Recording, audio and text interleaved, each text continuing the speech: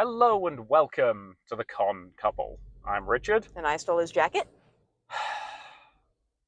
So you remember last week when you were commenting that you're starting to understand the importance of a consistent introduction? I never said that last week. I said consistent introductions were dumb. Like every book you can read on successful podcasting says a consistent introduction. Have you read a single book on successful podcasting? No.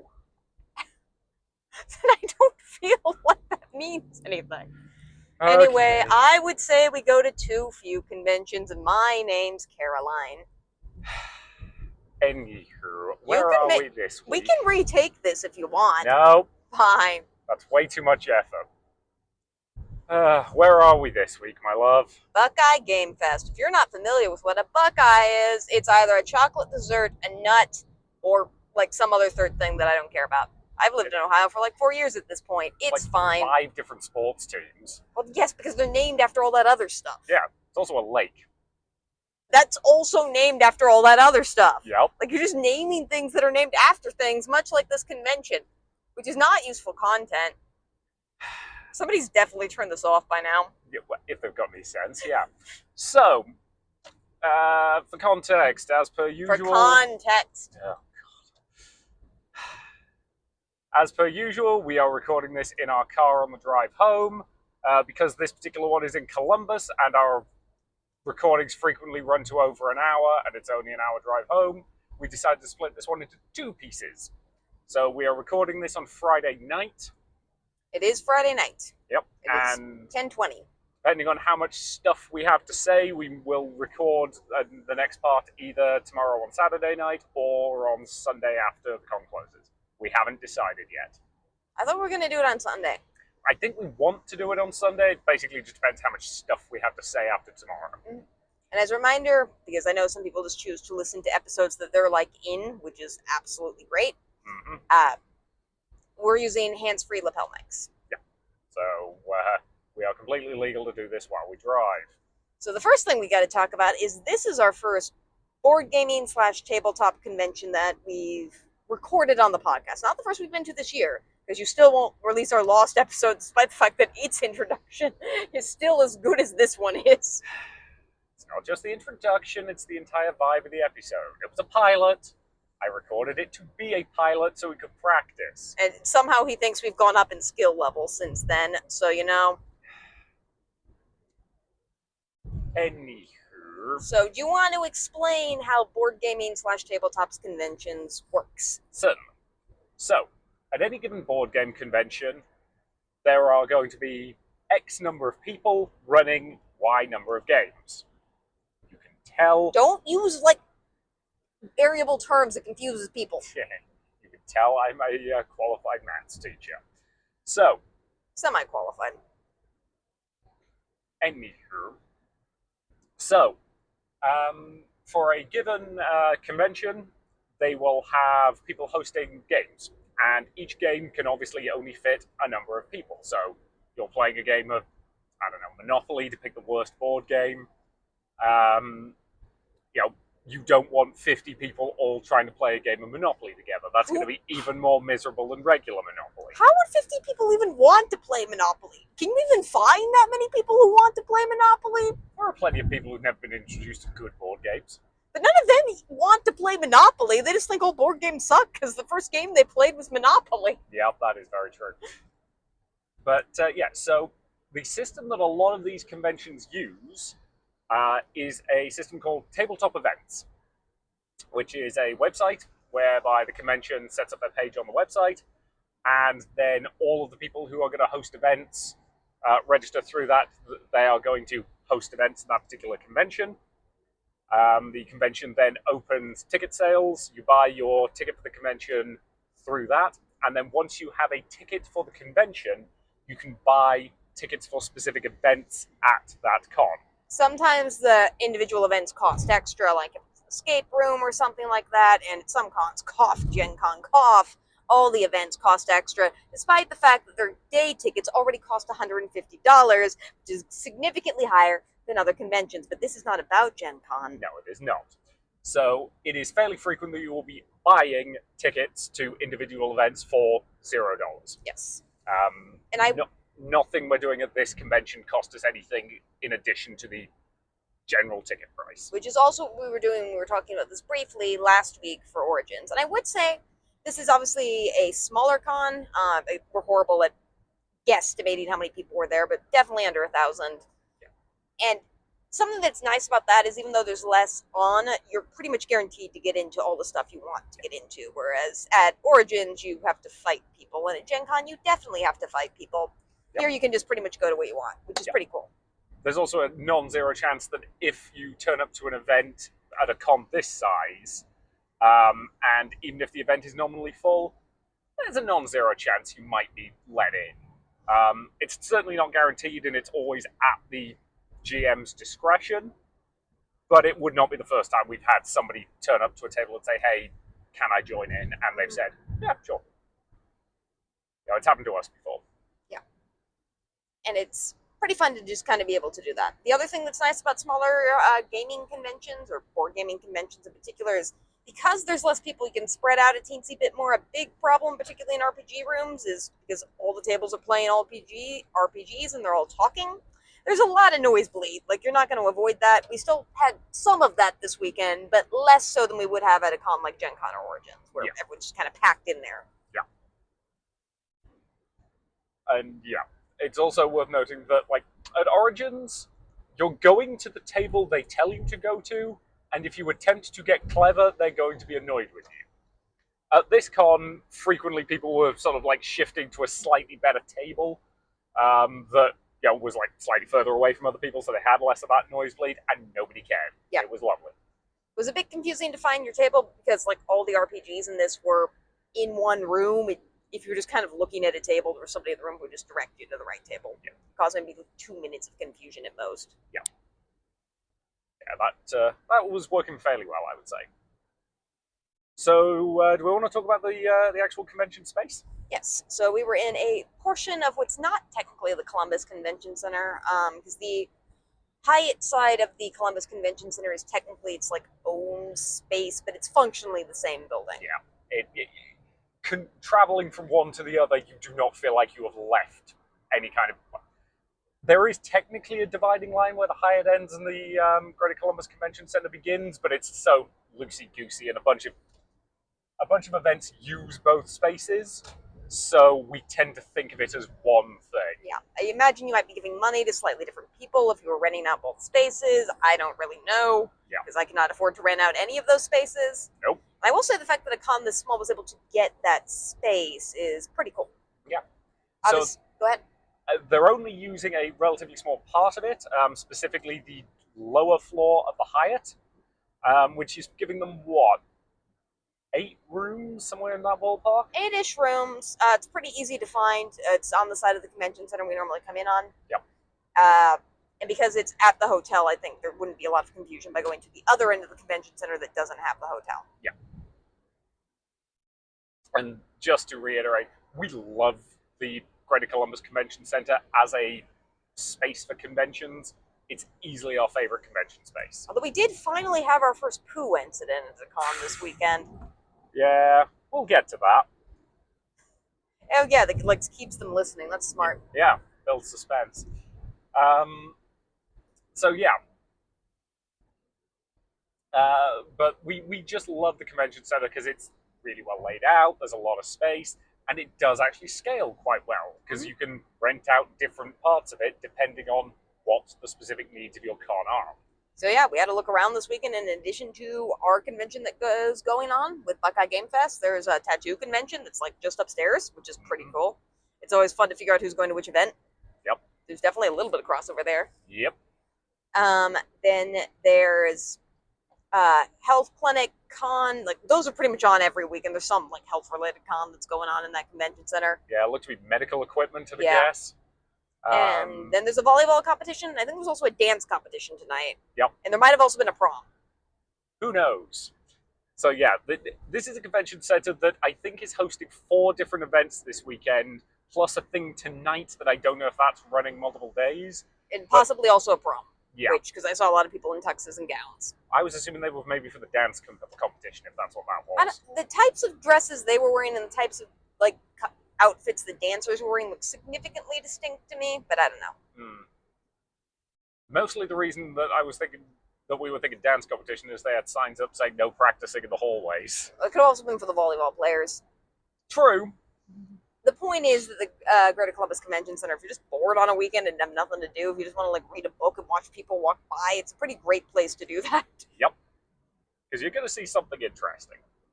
Also, they have free feminine hygiene products in all the women's restrooms, which is great in my book. I will take your word for that. That is not something I can attest to. Their gents are basically fine. So do you want to describe a little bit of how they're using the space? Certainly. So they've got a series of rooms, effectively along one corridor, all of which are named after former US presidents from Ohio, I believe. So there's like the Harding room, the Harrison room, the Taft room, so on and so forth. And they have each room set up with a given number of tables. And one thing that you do often find is that the type of game they expect to be running on it will determine the kind of table they set up. So the RPG room is very heavy with round tables, and those are very, very popular for tabletop RPGs at conventions. You need to be able to see everyone and talk to everyone. Yeah. So round tables tend to be very popular for that reason. Whereas the wargaming room, which we kind of stuck our heads in and then backed out of, mostly because, while I am a big Warhammer fan, I'm not a wargaming fan in that regard, if that makes sense. You know, Warhammer is a war game, but it's basically the only war game I choose to play. No, okay. That's a... War games are just not my thing. I like Warhammer mostly because of the universe and the lore and the setting and all that jazz. Yeah, I've never obviously been into war games generally. I know people who are into them are really into them. And I will say at this event, the RPG stuff and the board game stuff are running Thursday through Sunday. Wargaming stuff is running all week from Monday to Sunday. You can just you have to pay extra to access the war game room for all of that time, but it's great for people who just want to run a week-long war game session. And while we're not into that, I'm sure there is somebody here who is very into that, and that's why they're coming. So, cool on them. Okay. Whatever floats your boat in that regard. But yeah, so different rooms set up for different things. They have a small vendor's hall. It's kind of part of the largest board gaming room. Yeah. And that room is slightly more open gaming rather than specific events. I know they have some events in there. Our first event was in there. Yeah. But there's also, like, one of the tables that we sat at a couple of times today literally has one thing running on it on Sunday and nothing else. So there's there is space available to just sit down and play, whatever board game you brought with you if you want to. They do also have a board game library, which again is common at most cons and pretty much a must-have at a board gaming convention, which is currently set up in one of the smaller rooms. So you go in, you check out a game, you give them your ID, and then you take it over to one of the other spaces to play because there isn't anywhere in that particular room to sit down. Which I will say is an interesting choice that they had the board game room be just kind of a separate room and then you took a game out to play it somewhere else. Yeah. But which also did lead to the fact that they, like... One thing that does bother us is it feels like whoever's running that doesn't trust anybody. Like, having to hand over your ID is pretty common, but one of the things they made us do is leave my, because I have a backpack with me today, they made me leave that and our con bag at the door before I could go into the board game library room, and that felt a little paranoid on their part, I'm not going to lie. Yeah, it felt also a bit unusual. Like, I feel like they almost had it in a separate room just so they could, like, monitor people taking games even more than otherwise, and I suppose I get it. Obviously, want to protect the board game collection and keep it nice, but they had a lot of rules about taking games, and it was a little bit intimidating for me. It kind of turned me off from, like, wanting to rent a game, and I don't... If it's a library, it should make me, like, want to rent the thing, not terrify me from renting the thing. Yeah. But they had so many rules when I think we went in there one time. I was just like, I don't really feel comfortable renting a game. It feels like if I mess up this game in any way, I'm going to have to, like, pay them. And I obviously don't intend to do that, but I also don't want to be paranoid about that the entire time I'm playing. Yeah. So that was one of the few negatives I would say about the way this particular convention is being run. Because otherwise, I'm quite happy with how they're using the space. Yeah, and I will say the board game library was obviously incredibly extensive. You could probably find any near. I'm not even gonna say any game because I know there's thousands upon thousands of board games, but pretty much any board game that more than 10,000 people bought is probably there. Yeah, it was quite an extensive collection. Yeah. Clearly something that somebody's worked very hard to accrue. And I understand why they're protective of it. It's just collections like that I feel like are a bit too stringent for con spaces a lot of the time because it's just a lot of rules. And I'm very confused on what, I don't know. I just can't see somebody like stealing a board game. Like, how much of a jerk would somebody have to be to go to a board game con and steal a board game from a board game library? But, again. So, other than that, is there anything we want to talk about specifically about the space? So we talked a little bit about the Columbus Convention Center before, why we love it. That's pretty great. Other than that, and as Richard said, it's mostly rooms that are divided up into the type of game you want to play, which is pretty standard. There is an Artemis Bridge simulator here. That's on our agenda for Saturday? Tomorrow, yes. Tomorrow, yeah.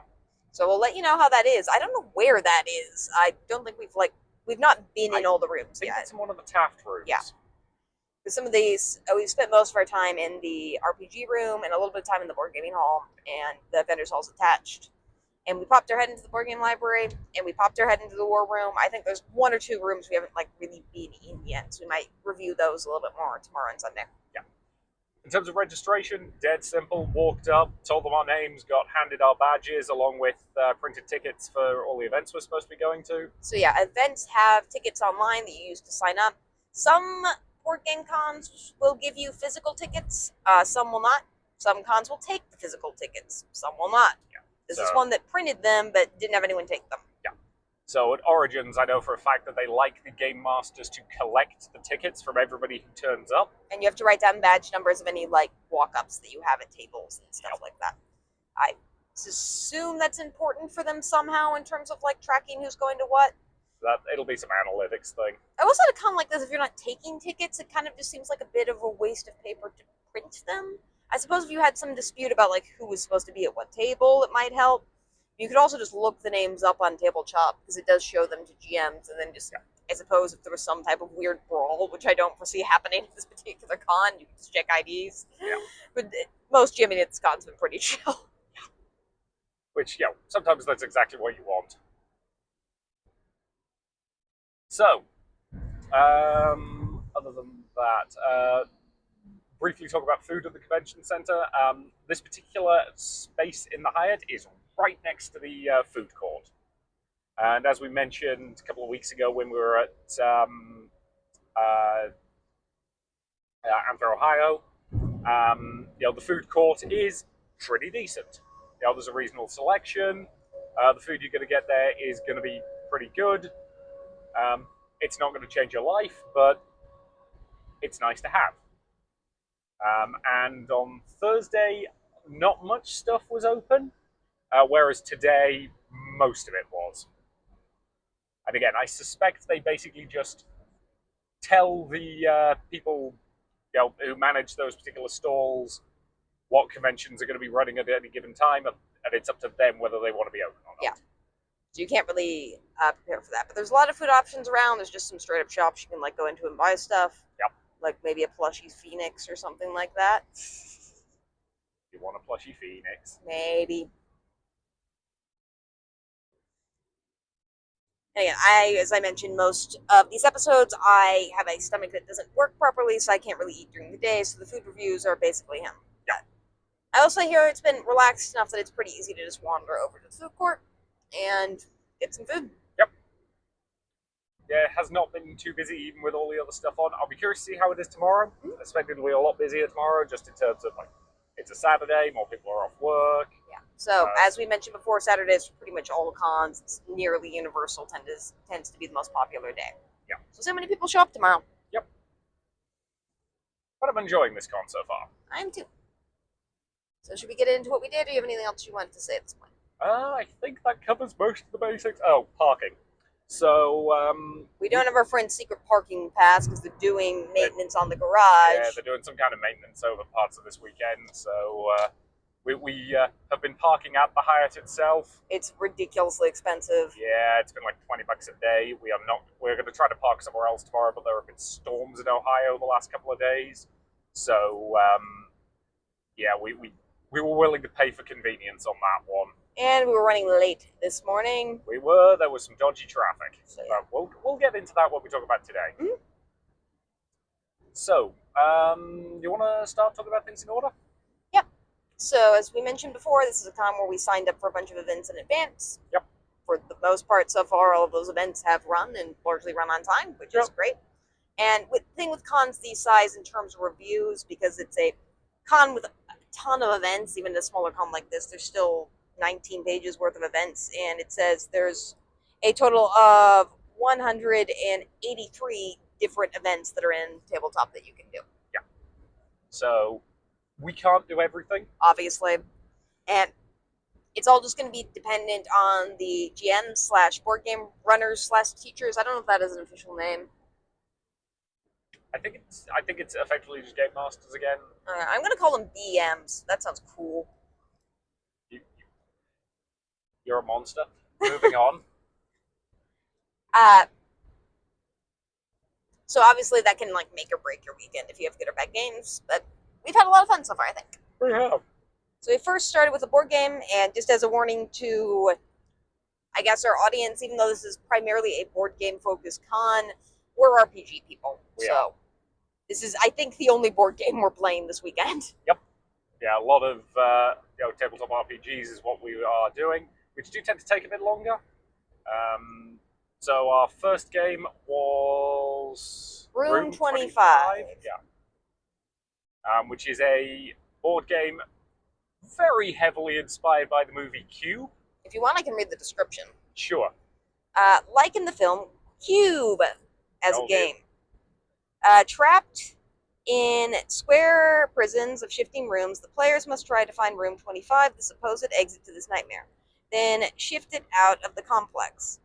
But some might be guards, waiting for the right moment to strike. This is a cooperative game. Each turn, the player's moves are pre-programmed, requiring discussion and possible betrayal. And there's a bunch of different modes to this, which you might talk about. Yeah. So perfectly fine board game. The guy teaching it, I think, did a pretty good job. Yeah. And we were with him all day. We did not know this, but he was running all 3 of the games we were doing on Thursday. Yep.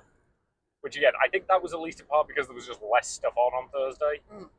And by the way, just as a rule, I am going to shout out like gaming groups on this podcast. I'm probably not going to reveal people's individual like names just because I don't know if they feel comfortable with their names like being said on a podcast. Yeah, I could go with that.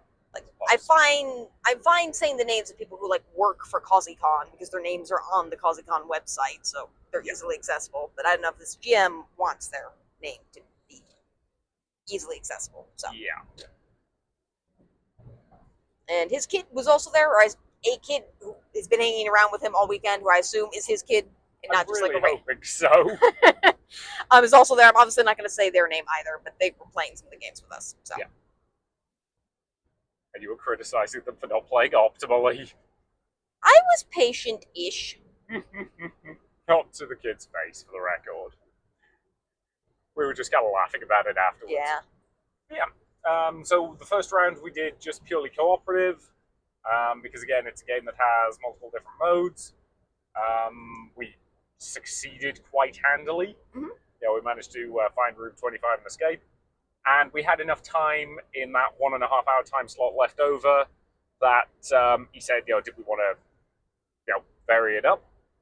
And at that point we did the version where 2 of the players are secretly guards who are working against the other players. Which, because the moves are pre-programmed, so everyone decides what to do, and then the actions just kind of play out, and you see what happens. That resulted in one of the betrayers walking into the instant elimination room after you warn them. On their first turn.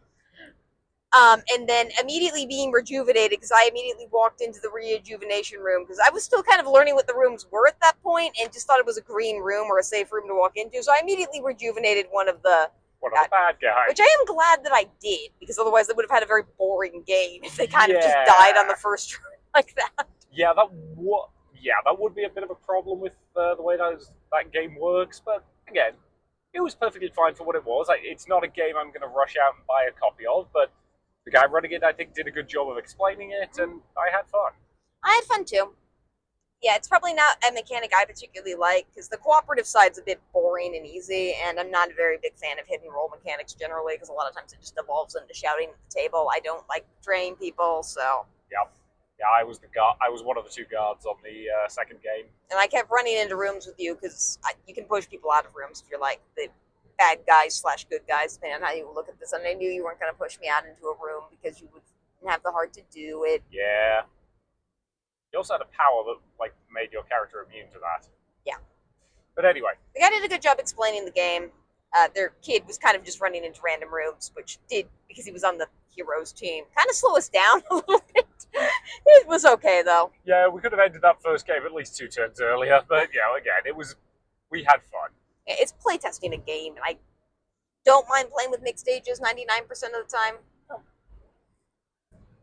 So second thing was DC-20. Yeah. King of the Cats. King of the Cats. And this is where I'm going to bring up something that's just kind of a tip for people who are running games at cons like these and stuff we try to do when we're running games at cons like these. And this isn't really that much of a criticism of the game, because it does have a description that I think is just probably the description on the box, which just says it's a whimsical game about the king of the alley cats gone missing, which is cool. But if you title a game or module King of the Cats, I'm going to assume that I'm going to be playing a cat. Yep. And I want to be in a game where I'm playing a cat. Yep, that is what everybody who arrived at that table assumed. We were not playing cats. Nope, we were playing a pretty standard adventuring party. Who was in an adventure that involved cats, which is still cool. But it's kind of a tip for GMs generally. Try to title your adventures regardless of what the title actually is, because I know that pre-made modules, which this was, sometimes come with titles. Try to just make the title the closest thing to a description of what the game is as it is. Yep. I will say the description of the game is accurate. It's saying that the alley cat king has gone missing, which did happen in the game, and you're a team of adventurers trying to find the alley cat, which is what happened. But the title is still I just want a game where I play as a cat. Not as badly as I want a game where I can play as a raccoon. I've missed out on the stupid Trash Panda Santa game so many times at Origins, and all I want is a game where I can play as a raccoon. We will rant about Origins in a future episode. Namely, the Origins episode. That will be the origin of the Origins episode. Or is this the origin of the Origins episode? Last week is the origin of the Origins episode. So is this the... This is the sequel. It's okay. Fine. So the Origins origin story is... Oh, God. You like me. I do. We should actually talk about the game, which I did think was fun and well run. Yeah. Again, perfectly fine system. It was listed as a playtest because apparently they're still tweaking and modifying. This was officially something like version 0.9 something or other. And I do want to emphasize the person who is running the game did not design the game. So if we're criticizing the game, we're not criticizing the person who is GMing it, who I thought did a great job. Yep, I would agree. Their kid was also at the table for this one. Yep. They actually had a mini. Yeah, they did. And they were a wizard, which they decided before the game, which was cute. That's valid. Again, if you know that you're bringing a family member or a friend or whatever to a specific event, you want to help, have them kind of pre-prepped to, do something useful, or they get to pick a character sheet in advance. Fine, go for it. When you and I have been running events and we've been intending to include the other person, you and I talk about the stuff we're planning to run at conventions. We know what the other person is going to be doing, but I frequently deliberately avoid telling you specific spoilers, and you do the same for me, and but that doesn't stop us planning ahead in terms of what characters we want to bring or whatever. Yeah, absolutely fine. I imagine also, I don't know exactly how old their child was. I think they were definitely at least pre-teenager age. At that age, it's probably useful. They're still learning the rules and mechanics to have them play a character they're comfortable with. Yep. Yeah, I would say probably 10 to 12, something like that. Yeah. But again, fun, perfectly enjoyable game. So with gaming systems, we might give a brief overview of them. We don't assume that all of our audiences play different gaming systems, but it's kind of boring to watch two people intricately describe the rules of a gaming system. So I will say that this was meant to be kind of a meld of Pathfinder and 5e if you're a D&D fan, which I think is an accurate description of what it was. I think that's an accurate description. Again, it was a perfectly fine system. I'm not convinced personally that it offers enough different from 5e or Pathfinder that I wouldn't just want to use either or of those systems. But again, I enjoyed it. There is absolutely nothing wrong with it. We were kind of bad at finding plot holes in the adventure, which again the GM did not write either. Yeah. The ending of the adventure didn't seem to make like a lot of sense, and I don't know if that's like a writing problem or just the fact that it was played at a con, so we had to kind of skip some steps. Problem. That's possible. Again, it's also possible that like we possibly could have called the traitor character slightly earlier than we did, because like we were all kind of suspicious of them. Yeah. Again, it was fun. It was fun. It's just we wound up in a situation without giving too much away where a traitor character was like hanging out near us, and we walked into like the big bad's hideout without any problems, and he didn't stop us, and that just seemed kind of weird, and everyone was kind of a bit confused by it. Yeah. But we RP'd that moment and just joked about how incompetent they were. Yep. And again, like we had fun. We did. It was a fun combat system. You did so generally when we do RPGs, I'm generally a spellcaster. I break with that a little bit sometimes, but I'm not yet this con, and you're generally a tank paladin type. Yeah, I'm a fan of paladins. Generally. You did sorcerer this game. I did sorcerer with that one, just to be different. But I do like sorcerers as well, because again, they're another charisma-focused class. I like charisma-focused classes. I'm sorry, I like to be like personable. I'm not personable in real life, so it's good to be that in in games. I did appreciate that the kid at the table was just like, yeah, I don't want to talk, so I picked a character with low charisma. Fair enough, kid. Again, RPGs are about building the character you want to play and having fun playing them, whatever that is.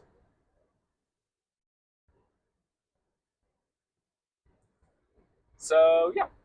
What was it after that? It was Mothership. So we did all 3 of our games this day were with this very nice person who didn't seem to mind that we were following around all day. And he played a game with us again tonight. He wasn't Jimmy in that one. Yeah, he was playing in that one. But anyway, we'll get on to that. Yeah, Mothership. It's Alien, the tabletop RPG. Like, it's had the serial numbers filed off, but it's Alien. In terms of it's got like very similar vibes of like outer spacey horror. Mm-hmm. And you're not normally much of a horror fan. This was about the right level of horror for me because it was like a bit of silly horror, a bit of light horror. There was kind of sort of a traitor mechanic in this game, but you didn't really have to use it if you didn't want to. Yeah, it was like each character got given a secret like mission at the beginning of the session based on their chosen character class, and the degree to which you actually wanted to complete that mission was entirely up to you. Yeah, which I like, because if you really just don't want to be a traitor and you get a traitor card, because again, I don't tend to like to be traitors, I could just like ignore it or have it be like character development that I realize that like my mission is less important than the survival of the group. Like there's a ton of stuff you can do with that other than just betray your team. Yeah. And again, I'm not sure to what extent that's a game mechanic and to what extent that's just the module does that. Yeah. Because I think this was probably another pre-written module. Yeah. I'm pretty sure it was because the GM, which again, the same GM we had all the time, sent us a message to ask if we did any of the modules beforehand. Yeah, so we did not respond to because we're bad people. We are bad people.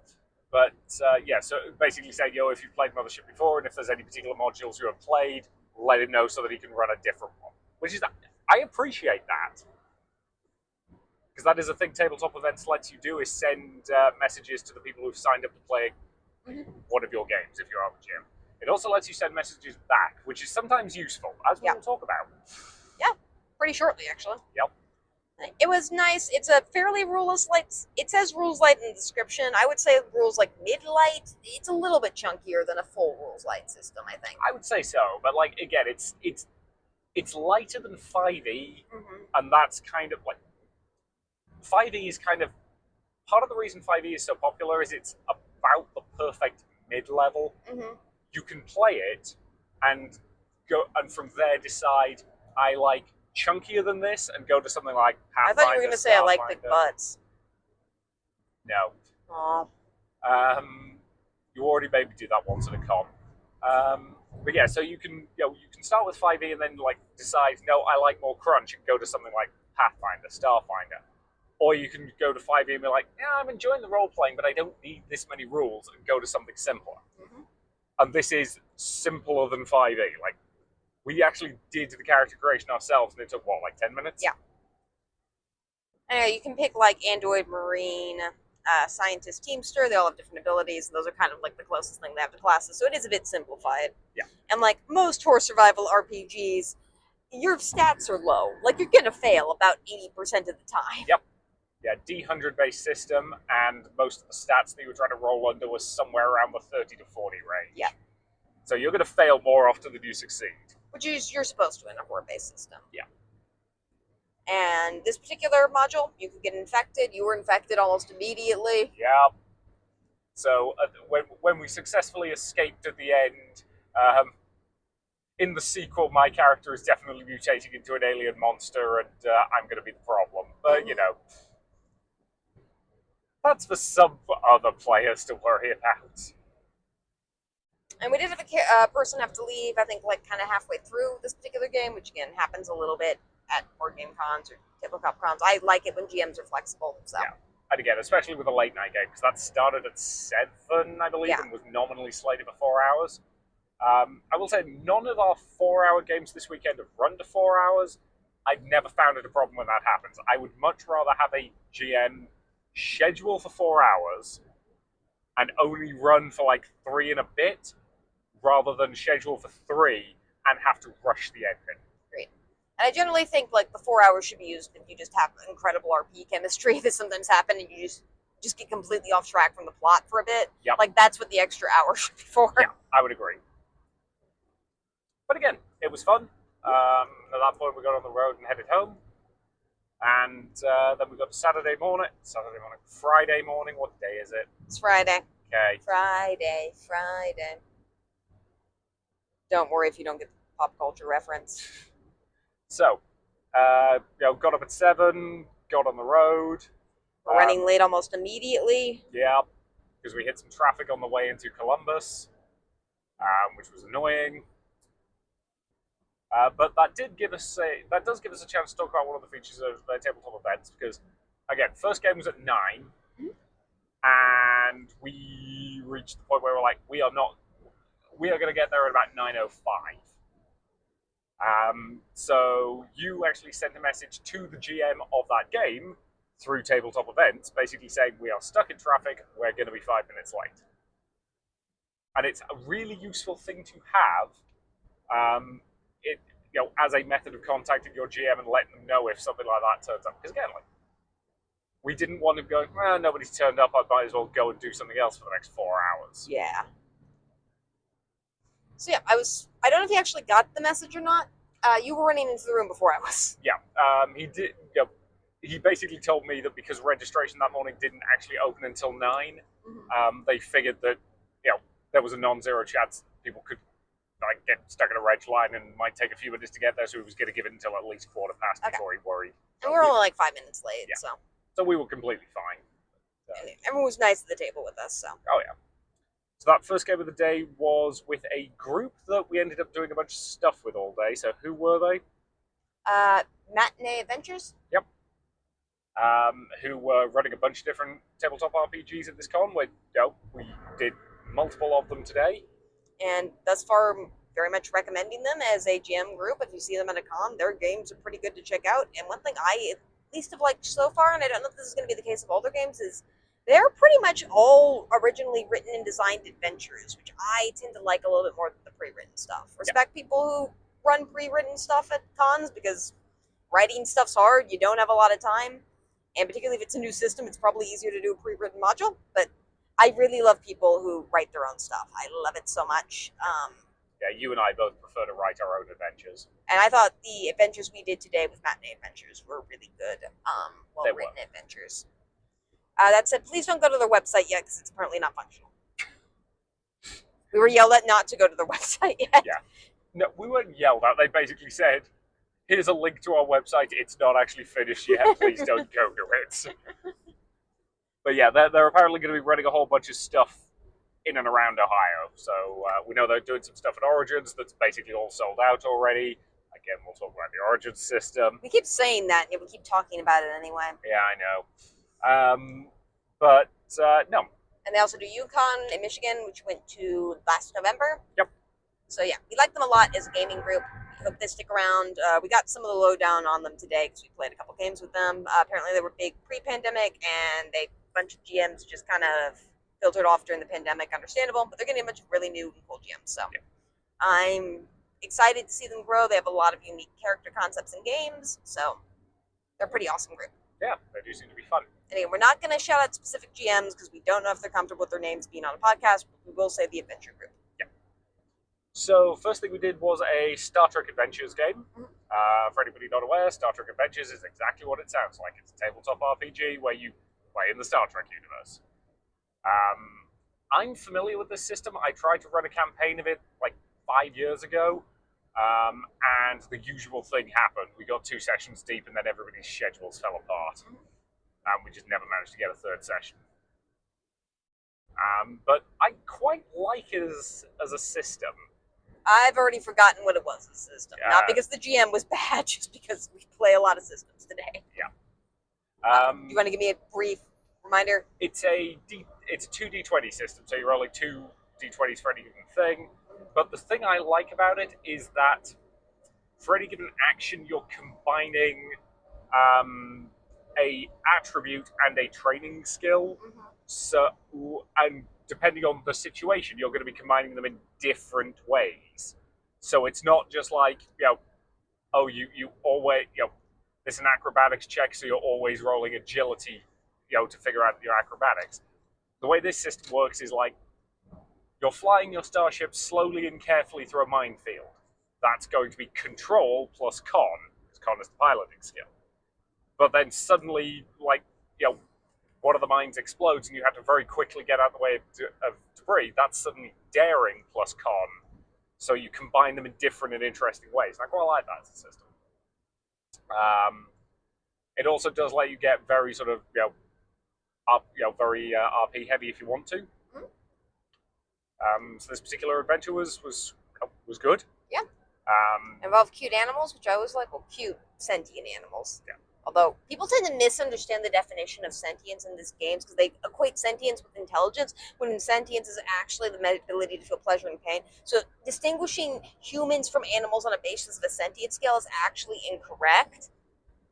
And this is why you shouldn't marry a philosophy professor, guys. Because people are wrong. This is the problem. I really love when she does that. You're welcome, honey. Yeah. Yeah, it was a decent game. Or I don't want to say decent. That sounds like I'm we had a lot of fun. Negging it or something. We had a lot of fun playing it. It was a little bit stressful, no fault of the GM master, but because somebody was having work issues during the game. Yeah. But, again, these things happen. And the GM was understanding of it, so. Although he said it could hit you, which was cool. But, yeah.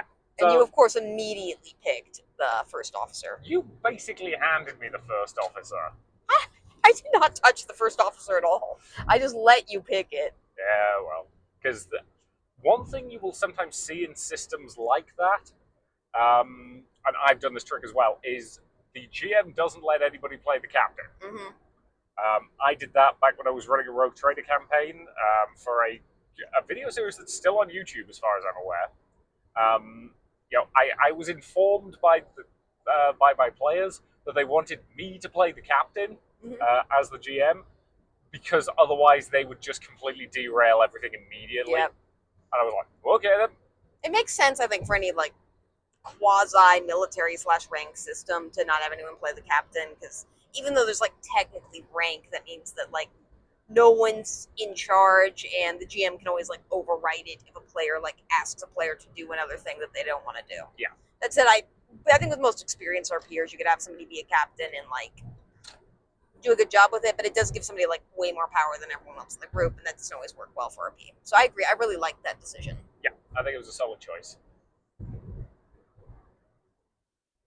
Yeah, again, fun, enjoyable.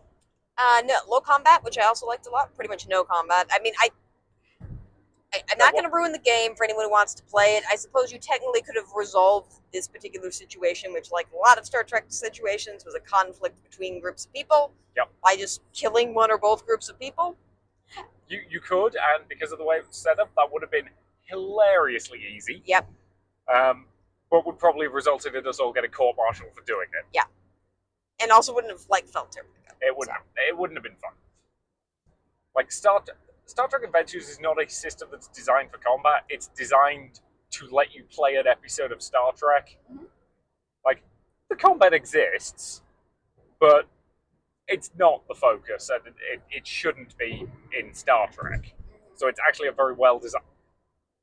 It's a very well designed system to let you play it being a Starfleet crew.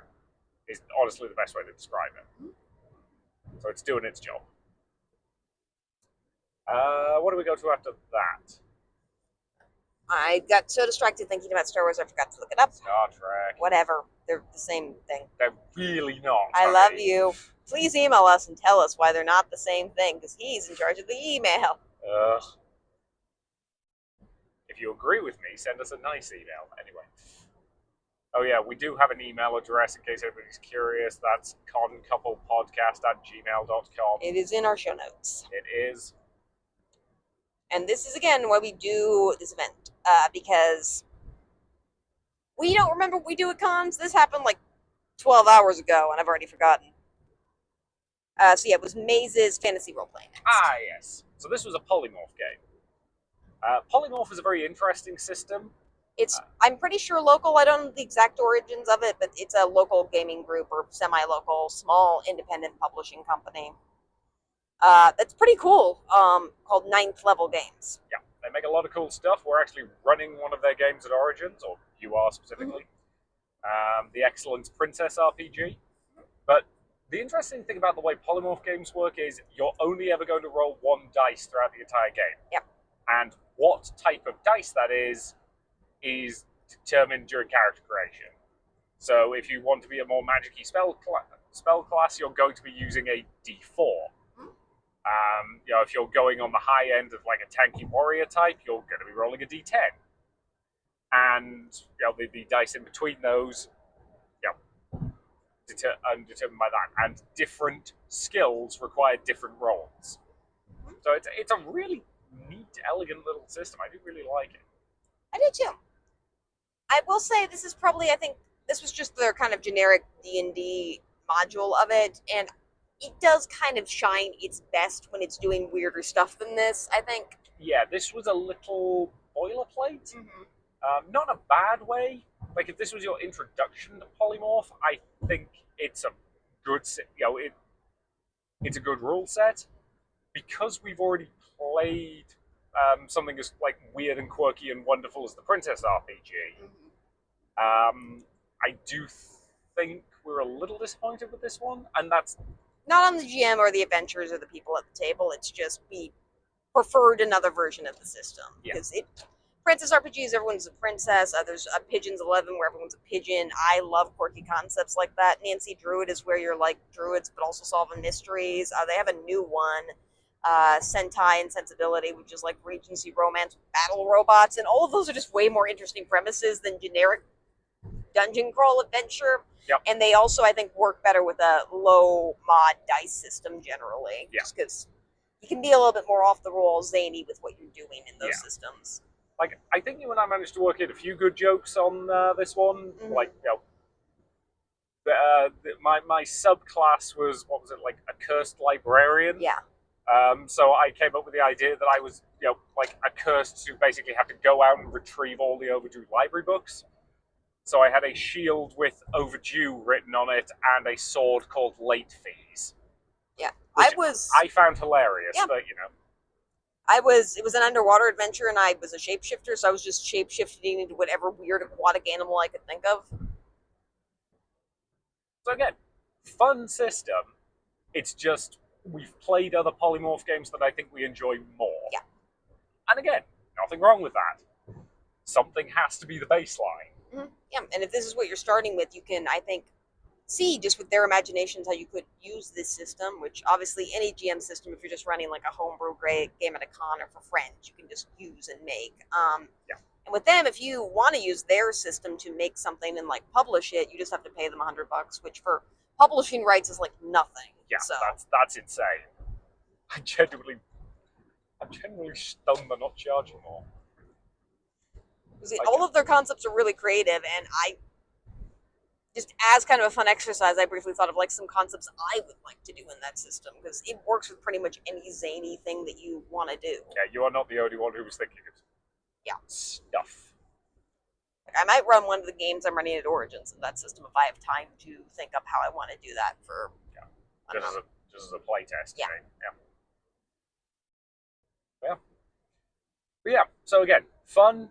I like that GM a lot. Mm-hmm. She was actually the GM we first played Princess RPG with, which we fell in love with pretty much instantly. We had an amazing table for that game too. We did.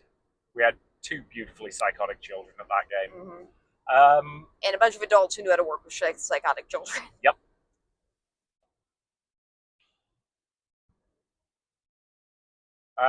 But yeah. So again, weakest version of that we've experienced, and even that was still fantastic. So, like,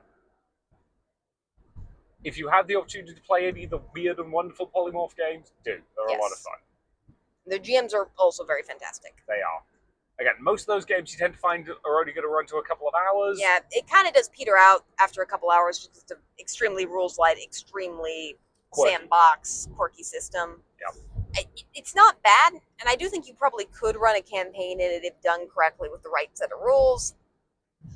But it would be a light campaign, and because there's not really level progression or anything like that, it's not going to be like a years-long saga. But not every game needs to be. Exactly. Like, this works phenomenally well for con games. Yeah. Because character creation takes like 10 minutes.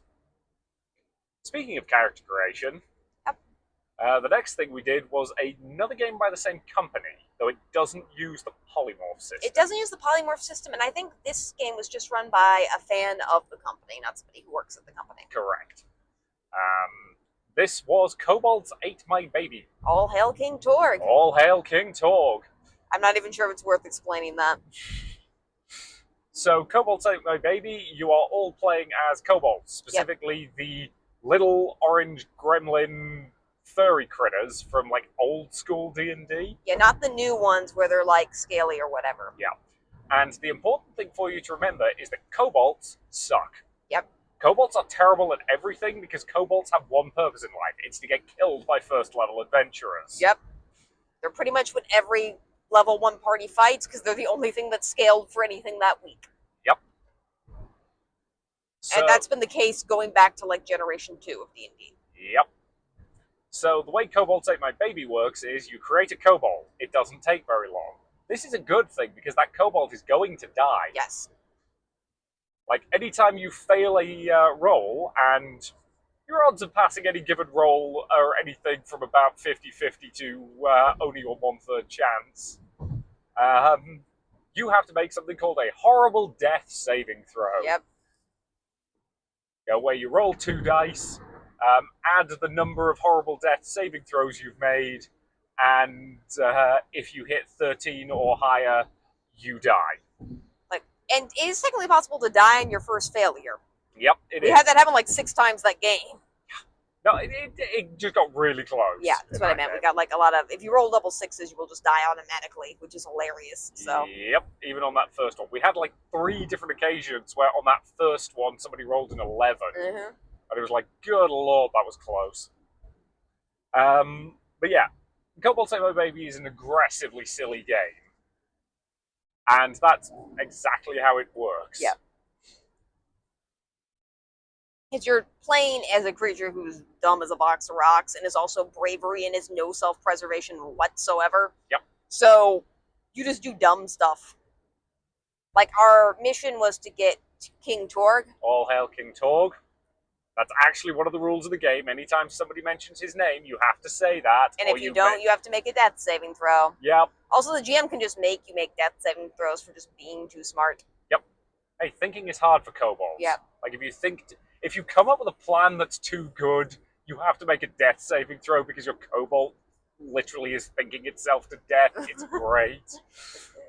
So yeah, it's basically just playing with no impulse control. You just do the first thing that comes to your mind, no matter how dumb it is. It's kind of great. Yep. And again, if you die, oh well, making a new kobold takes like 2 minutes. Yep. For this particular game, the GM had us make 2 kobolds right at the start. Which I think is smart, because Yep. you're going to go through one. Yeah. Surprisingly, I didn't. Pretty much everyone else did. Except for that one person who I think was actually trying to complete the quest, yeah. Everyone else got sidetracked way too quickly. Yep. Yeah, he actually got King Torg's cookies. Yep. All hail King Torg. All hail King Torg. Yeah, so it was a very, very silly game. Yeah. And that's exactly what kobolds should be. I think we needed at that point, because I think with the stuff with the morning, which wasn't really anyone's fault, it was just your work being your work. Yeah, I was a bit stressy. We kind of needed a game that was just a good laugh. And it was also, I really liked playing that game with 2 people at the table I'd never played before. First time players, just seeing them kind of get it. Yeah. Like their eyes light up and them getting what they're supposed to do. Yeah, I'm going to assume she, her person. Mm-hmm. Like, she was having an absolute blast once she realized, like, how the whole thing worked. Uh-huh. She burned through, like, she burned through 2 characters in that game. She got to a 3rd kobold. Like, she was just doing things. It was great. Well, I was, like, worried at one point during the game, because there was a kid, and I, like, harmed the child. And I'm like, is that too intense for these, our peers? And then they were also not like, nah, let's beat up on this kid for no reason. Let's steal his stuff. Oh, like, okay, we're comfortable with this. Cool. And you actually got to eat a baby. I got to eat a baby. Like, actually, like, again, it's called Kobolds Ate by Baby because kobolds really, really want to eat babies. It's their favorite snack food. Mm-hmm. But, like, normally you don't succeed. I actually successfully escaped with a baby halfway in my mouth. Mm-hmm. Like, that's not actually supposed to happen. And we do apologize for, like, the violent imagery, I guess, in this part of the episode. But it's very much cartoon violence. Yeah. It's not serious at all. It's so silly you can't take it seriously, which you're not supposed to. So, yeah. And again, the last time we played Kobolds Ate by Baby, you got eaten by spiders and made a successful roll by arguing the kobolds are good at being eaten. So do you want to move on to talk about the last game? Do you think we have enough time before Yeah, we we've got enough time. So the last game that we played was Warehouse 13, A Con to Remember. Mm-hmm. So there isn't an official Warehouse 13 tabletop RPG. So this was a one-shot being run in the Savage Worlds. Savage Worlds? I couldn't System. remember if it was Savage Worlds or Savage Lands. Also by Matinee Adventures, different GM, and we're not sure if individual GMs want their name shouted out in here. And also, as a cheat, we're kind of bad at remembering names, and we apologize. Yeah. But you've never seen Warehouse 13. No, I kind of want to see it after playing this game. It felt like it really did feel like a TV show episode, which is always kind of, I really like it when con games feel like an episode of a show. Like, it just gives me a warm, cozy feeling. Yep. And this game definitely gave me a warm, cozy feeling. Oh, yeah. For anybody who has seen the TV show, I told her she had to play Micah, assuming we were playing with the characters from the show, and we were. Mm-hmm. And I called dibs on H.G. Wells because I was the only actually British person at the table. I don't really, you said it like it's almost a qualification. Yeah. Like, H.G. Wells does at one point utter the phrase, "the sun will never set on the British Empire." It's in a that flashback. aged well, yeah, but it's in a flashback, but, like... But that also meant, because, I don't know, I assume there's a little bit of queer baiting in that show between those 2 characters. You told me there was. There's a bit. They get shipped pretty damn hard. Yeah. They do not end up together, which is still, like... Why, writers? Why did you do that in Season 5? Well, because we were obviously husband and wife, we could just, like, flirt with the characters. We made that kind of one of the subplots of the episode, which I think works. I said episode. Oh, my gosh. Yep. Adventure. Yep, the adventure. But yeah. The Savage World system we'd not played with before. I think it worked pretty well for this. Yeah. It generally tends to be if you roll 2d6s, and generally anything 4 or higher is a success. And it's not always d6s. Most of mine were d6s. I had a couple d8s and a couple d4s on my board. Yeah. but you roll a d6 and a other dice depending on your stat modifier. And if you roll the highest number on a die, the die explodes. I've done a couple of those systems, and the more of it explodes, the more you can like add to it. So Yeah. I think we got some rolls that were in the 20s, which is hard to do under that system. Yep. Because remember, a success is a 4. One of them was coming off a D4. Yeah. Like, I rolled like 4 4s in a row. It was impressive. It was shenanigans, but it was cool. Yeah. Which is, I think, those are always fun moments in the system. Yeah. And this was, I think, a good mix of, because I tend to be a bit more of an RP heavy gamer, this was a good mix of combat and storyline for me. I liked it a lot. There were a lot of fun story moments. I think I did a good job RPing, given that I had no idea what the character was like other than the description on the back. You did a pretty good job with the vibes, yeah. I mean, at one point I just started ranting about the inefficiency of cons, because they set this partially at a comic convention, which, great choice, by the way. Yep. And I care a lot about cons being efficient, as you can tell by this podcast. And like I restrain myself some in this podcast because I try to be nice to the individual volunteers who are running them and be understanding. But in a situation where I'm making fun of a fake convention, yep, I can just go no worlds bar and all the stuff I find stupid. I'm now just getting flashbacks to the actual episode of the show where they're at a Ren fair. But yeah, again, if you're familiar with Warehouse 13, the GM did a really, really good job of like making this session of the game feel like an episode of the show. Mm-hmm. Like, you had the section at the warehouse at the beginning, and then they all, like go off to, go artifact hunting out in the wild, and like, yeah. And there's that little bit of the moral quandary at the end about like, what do they do with the because again, like, while they technically work for a law enforcement agency, they're not likely to arrest people. So, like, how do they deal with people who've done shenanigans with magic artifacts? Because it's kind of hard to put people on trial for that. And yeah, it was a very good like take on the show. Yeah, again, I had a blast. It gave me the like warm, fuzzy feeling that good RPing just does generally. Everyone at the table had, I think, a couple of really good moments. So that was pretty awesome. And again, he was also a GM who was very good at like, because you and I were clearly a little bit more confident and comfortable doing a lot of the talking, mm-hmm. but he was very good at like checking in with all the other players and seeing what they wanted to do and that kind of thing, which I love when GMs know to do that. Yeah. Because not all GMs do.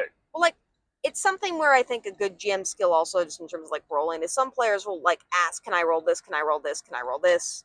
We generally try to like make sure that we're giving other people a chance at the table to do stuff, but we tend to be a bit more asky with rolls. I was a bit more hesitant at the beginning just because I didn't know how the system really worked and I hadn't seen the show, but I got comfortable pretty quickly. Yeah. With a couple of people, he was like, hey, roll this, so that because it would be something their characters would know, and that gave them a moment to like get into the scene, which I thought was really good. Yeah. Again, it's a careful balance to strike, but I think he did a good job. But yeah. Yeah, I highly would recommend Matinee Adventures. Don't check their website yet. Or at least I am currently. We're playing more games with them tomorrow, so we'll see. Yep.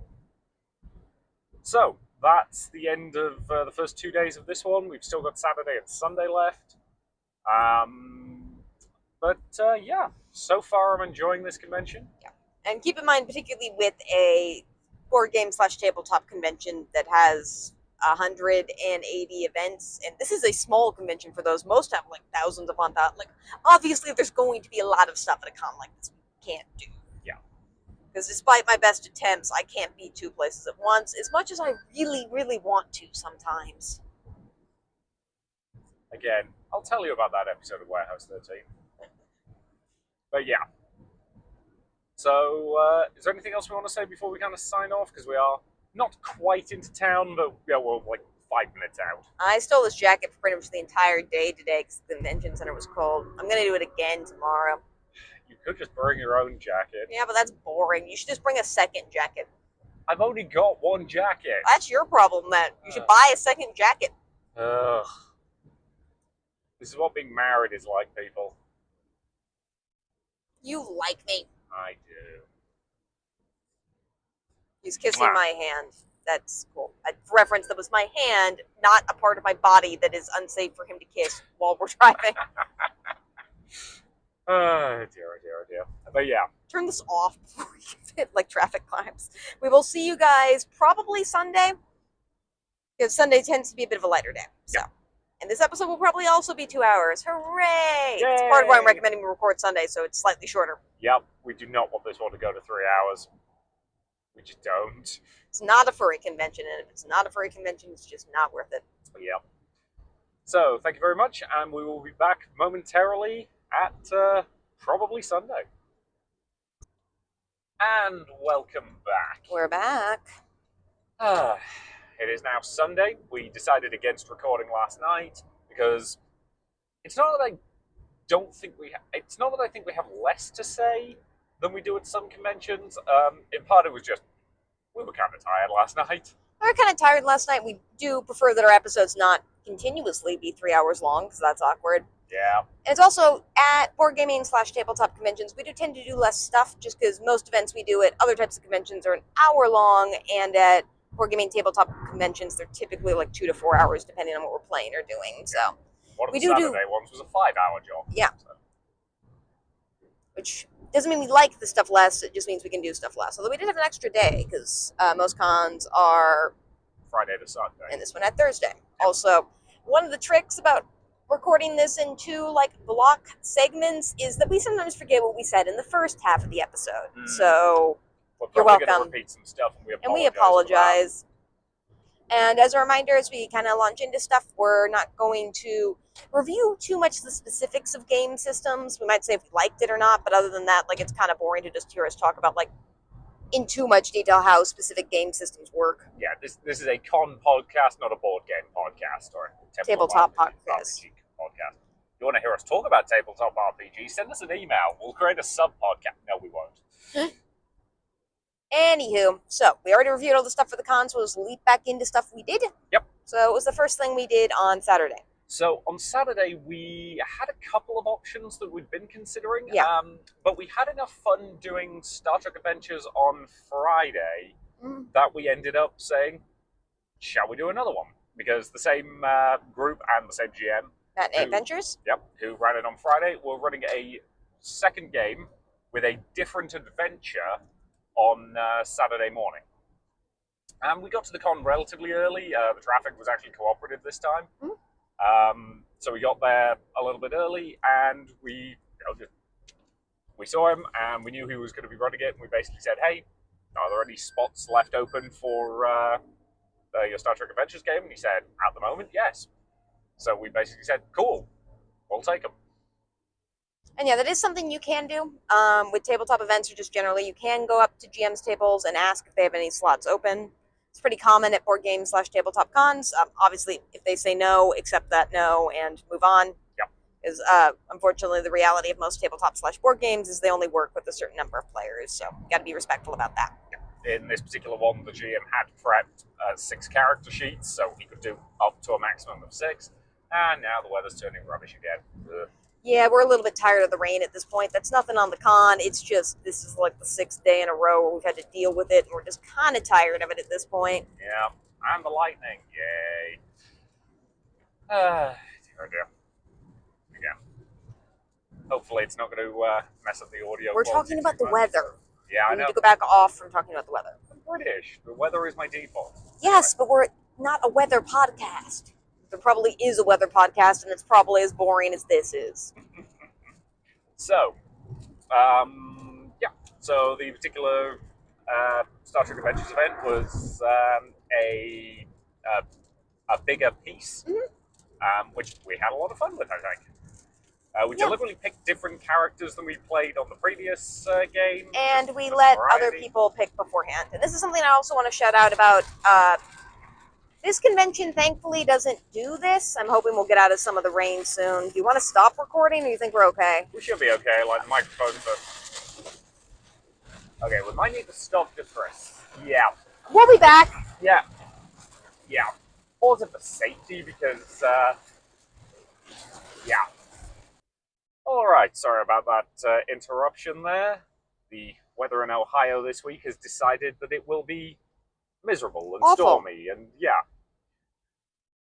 One thing I will say that is nice about the event, however, to circle back to that, is just that some tabletop events like let you also get tickets in person, which means that you're not aware of how many people are at your event, because this one was pretty consistent about just letting you get tickets on tabletop throughout the weekend.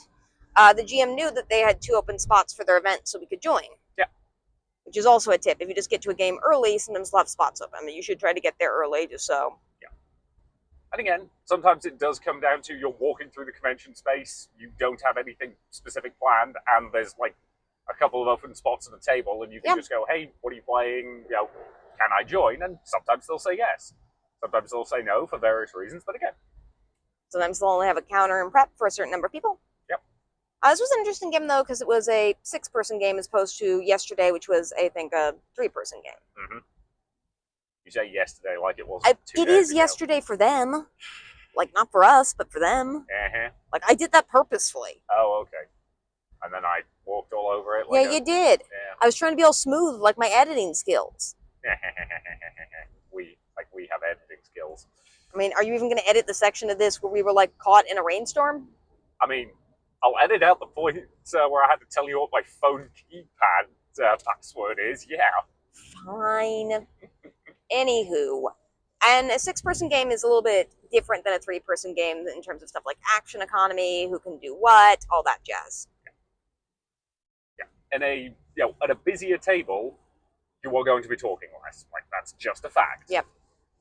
And sometimes there will be a game where you just decide, I'm going to take the back seat on this one. You know, I'm not going to say as much. I'm going to let other people take the lead. That was very much you in that Star Trek game. And it was morning. I was tired. I had already played Star Trek. When we chose characters, I pretty purposely, you did too, I let the people who were at the table already when we chose characters pick first, because I didn't want to take a character that anyone else wanted at that point, because I already got a choice. Also, that license plate is amazing. Yeah. We're not going to say what it is for privacy reasons, but it's great. It is pretty cool. But, yeah. And the one thing I will really compliment the GM on in that particular game was he could tell you were doing that, and he deliberately checked in with you on multiple occasions to make sure that you weren't, that you were doing that on purpose because you wanted to, not because like the rest of the table was talking over you. We need to stop recording again. No, we're fine. You sure? I'm sure. We're complimenting our driving skills. Probably this doesn't pick up on mic. Again, there'll be a little bit of background chatter, but the mic's actually pretty good at filtering it. Okay. So, So yeah. I will say in a 6-person game, I was really grateful that he did that. It is a bit tricky in a 6-person game, giving everyone something to do, and particularly with a Star Trek game where everyone has different roles, because everyone has like assigned things that they're good at. Mm-hmm.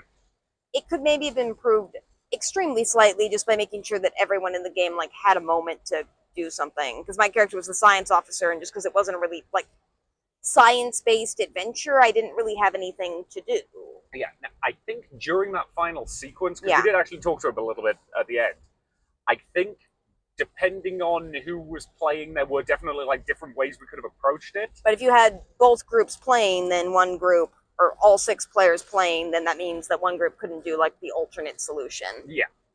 Which again is fine, and I don't have really any complaints. In a 6-person game, sometimes I take a back seat. There are other games where I don't. Like, I'm pretty normal about trading off when it's like my turn to do stuff. Yeah. And the Star Trek Adventures game series was really more for like you and your RP. I still enjoyed it, but I was fine to just kind of watch the story play out as opposed to participate as much. Yeah. Which again, sometimes that's all you want. And again, I think there were definitely opportunities where you could have like got in a bit more if you wanted to. And it's an extremely minor criticism of the GM to maybe work in stuff for all characters, just prepare for the fact that they might have a 6-person table. But that's an extremely, extremely, extremely minor criticism. Yeah. And he did check in with me, and had I been more active, I'm sure I could have like found a role for myself. I just didn't really feel like working to do that. Yeah, I think that's fair. And again, like, it's one of those situations that I maintain for most tabletop games, 6 is kind of the top end of what you can do, just because otherwise you've got too many people. Yeah. And it does vary a lot, just because, again, if you have a game with somebody at the table like me, I didn't really care at all. So that scenario was absolutely fine for me, because I was just kind of fine to be more of a background player. And it's hard to know or plan the exact amount of people you want at your table in advance just because everyone's a different type of player. Whoa. That was an impressive bolt of lightning. Let's see if we hear that. There we go. There it is.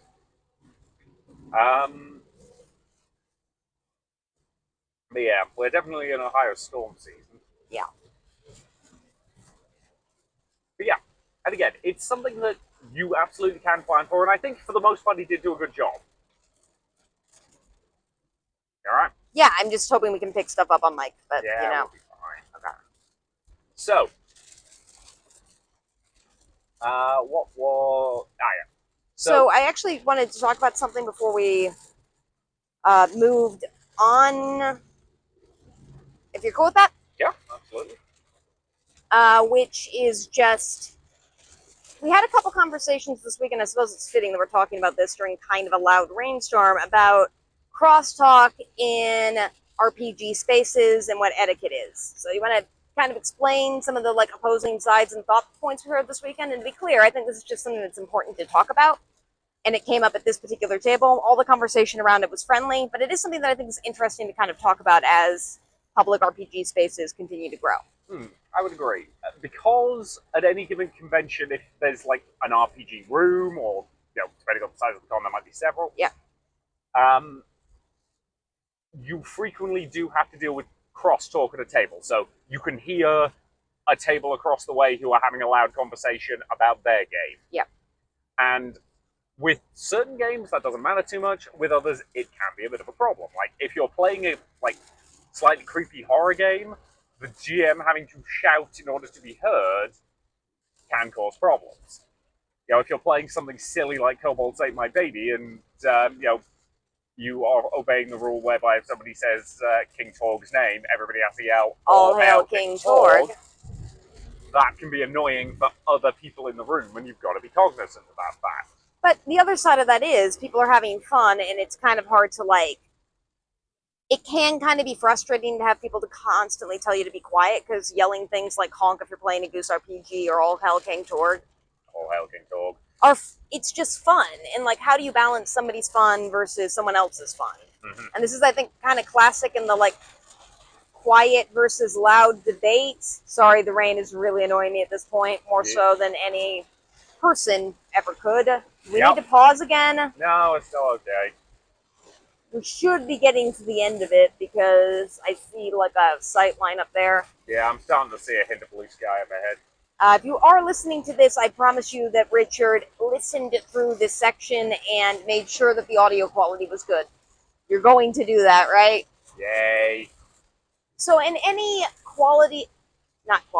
any quiet versus loud debate, obviously the sides are, your loudness is preventing me from having fun, your quietness or need for quiet is preventing me from having fun, and I don't think there's an easy or simple answer to who wins out in those cases. I don't know what you think.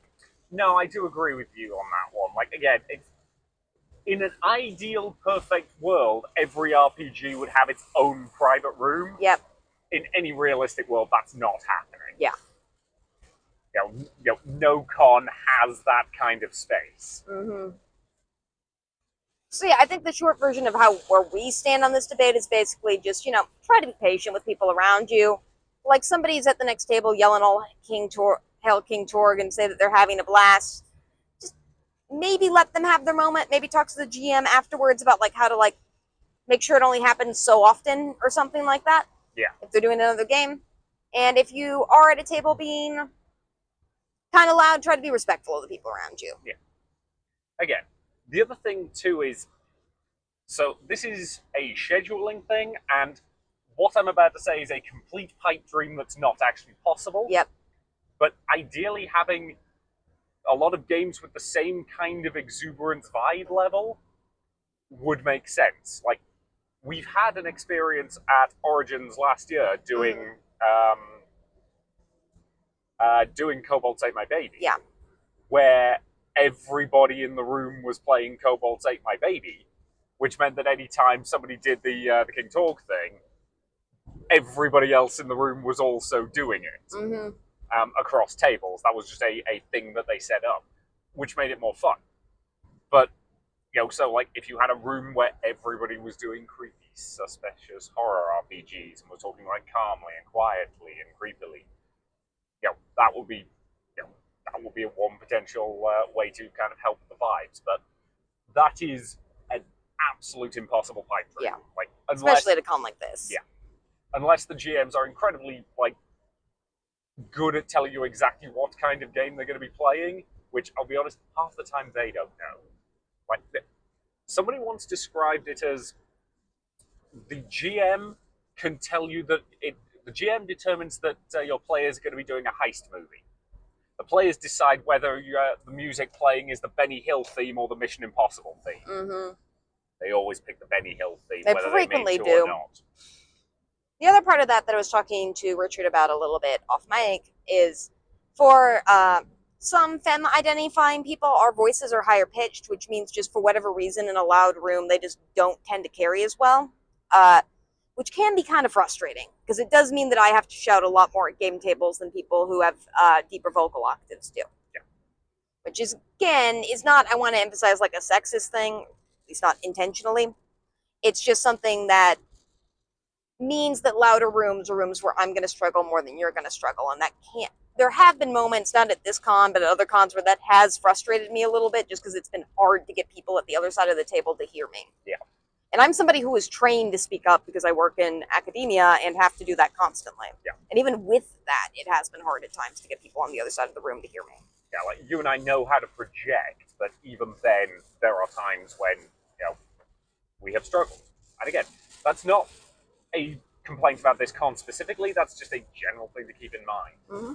It's also interesting to note that at this particular con, the RPG room was also nominally the family games and entertainment room. Yeah, we were going to talk about that when we got the stuff we didn't do. I didn't really care about that. I know some people in the room did a little bit more than I did. Yeah, there were a couple of points where there were some kids in there and it was a little loud, but for the most part, it was okay. Yeah.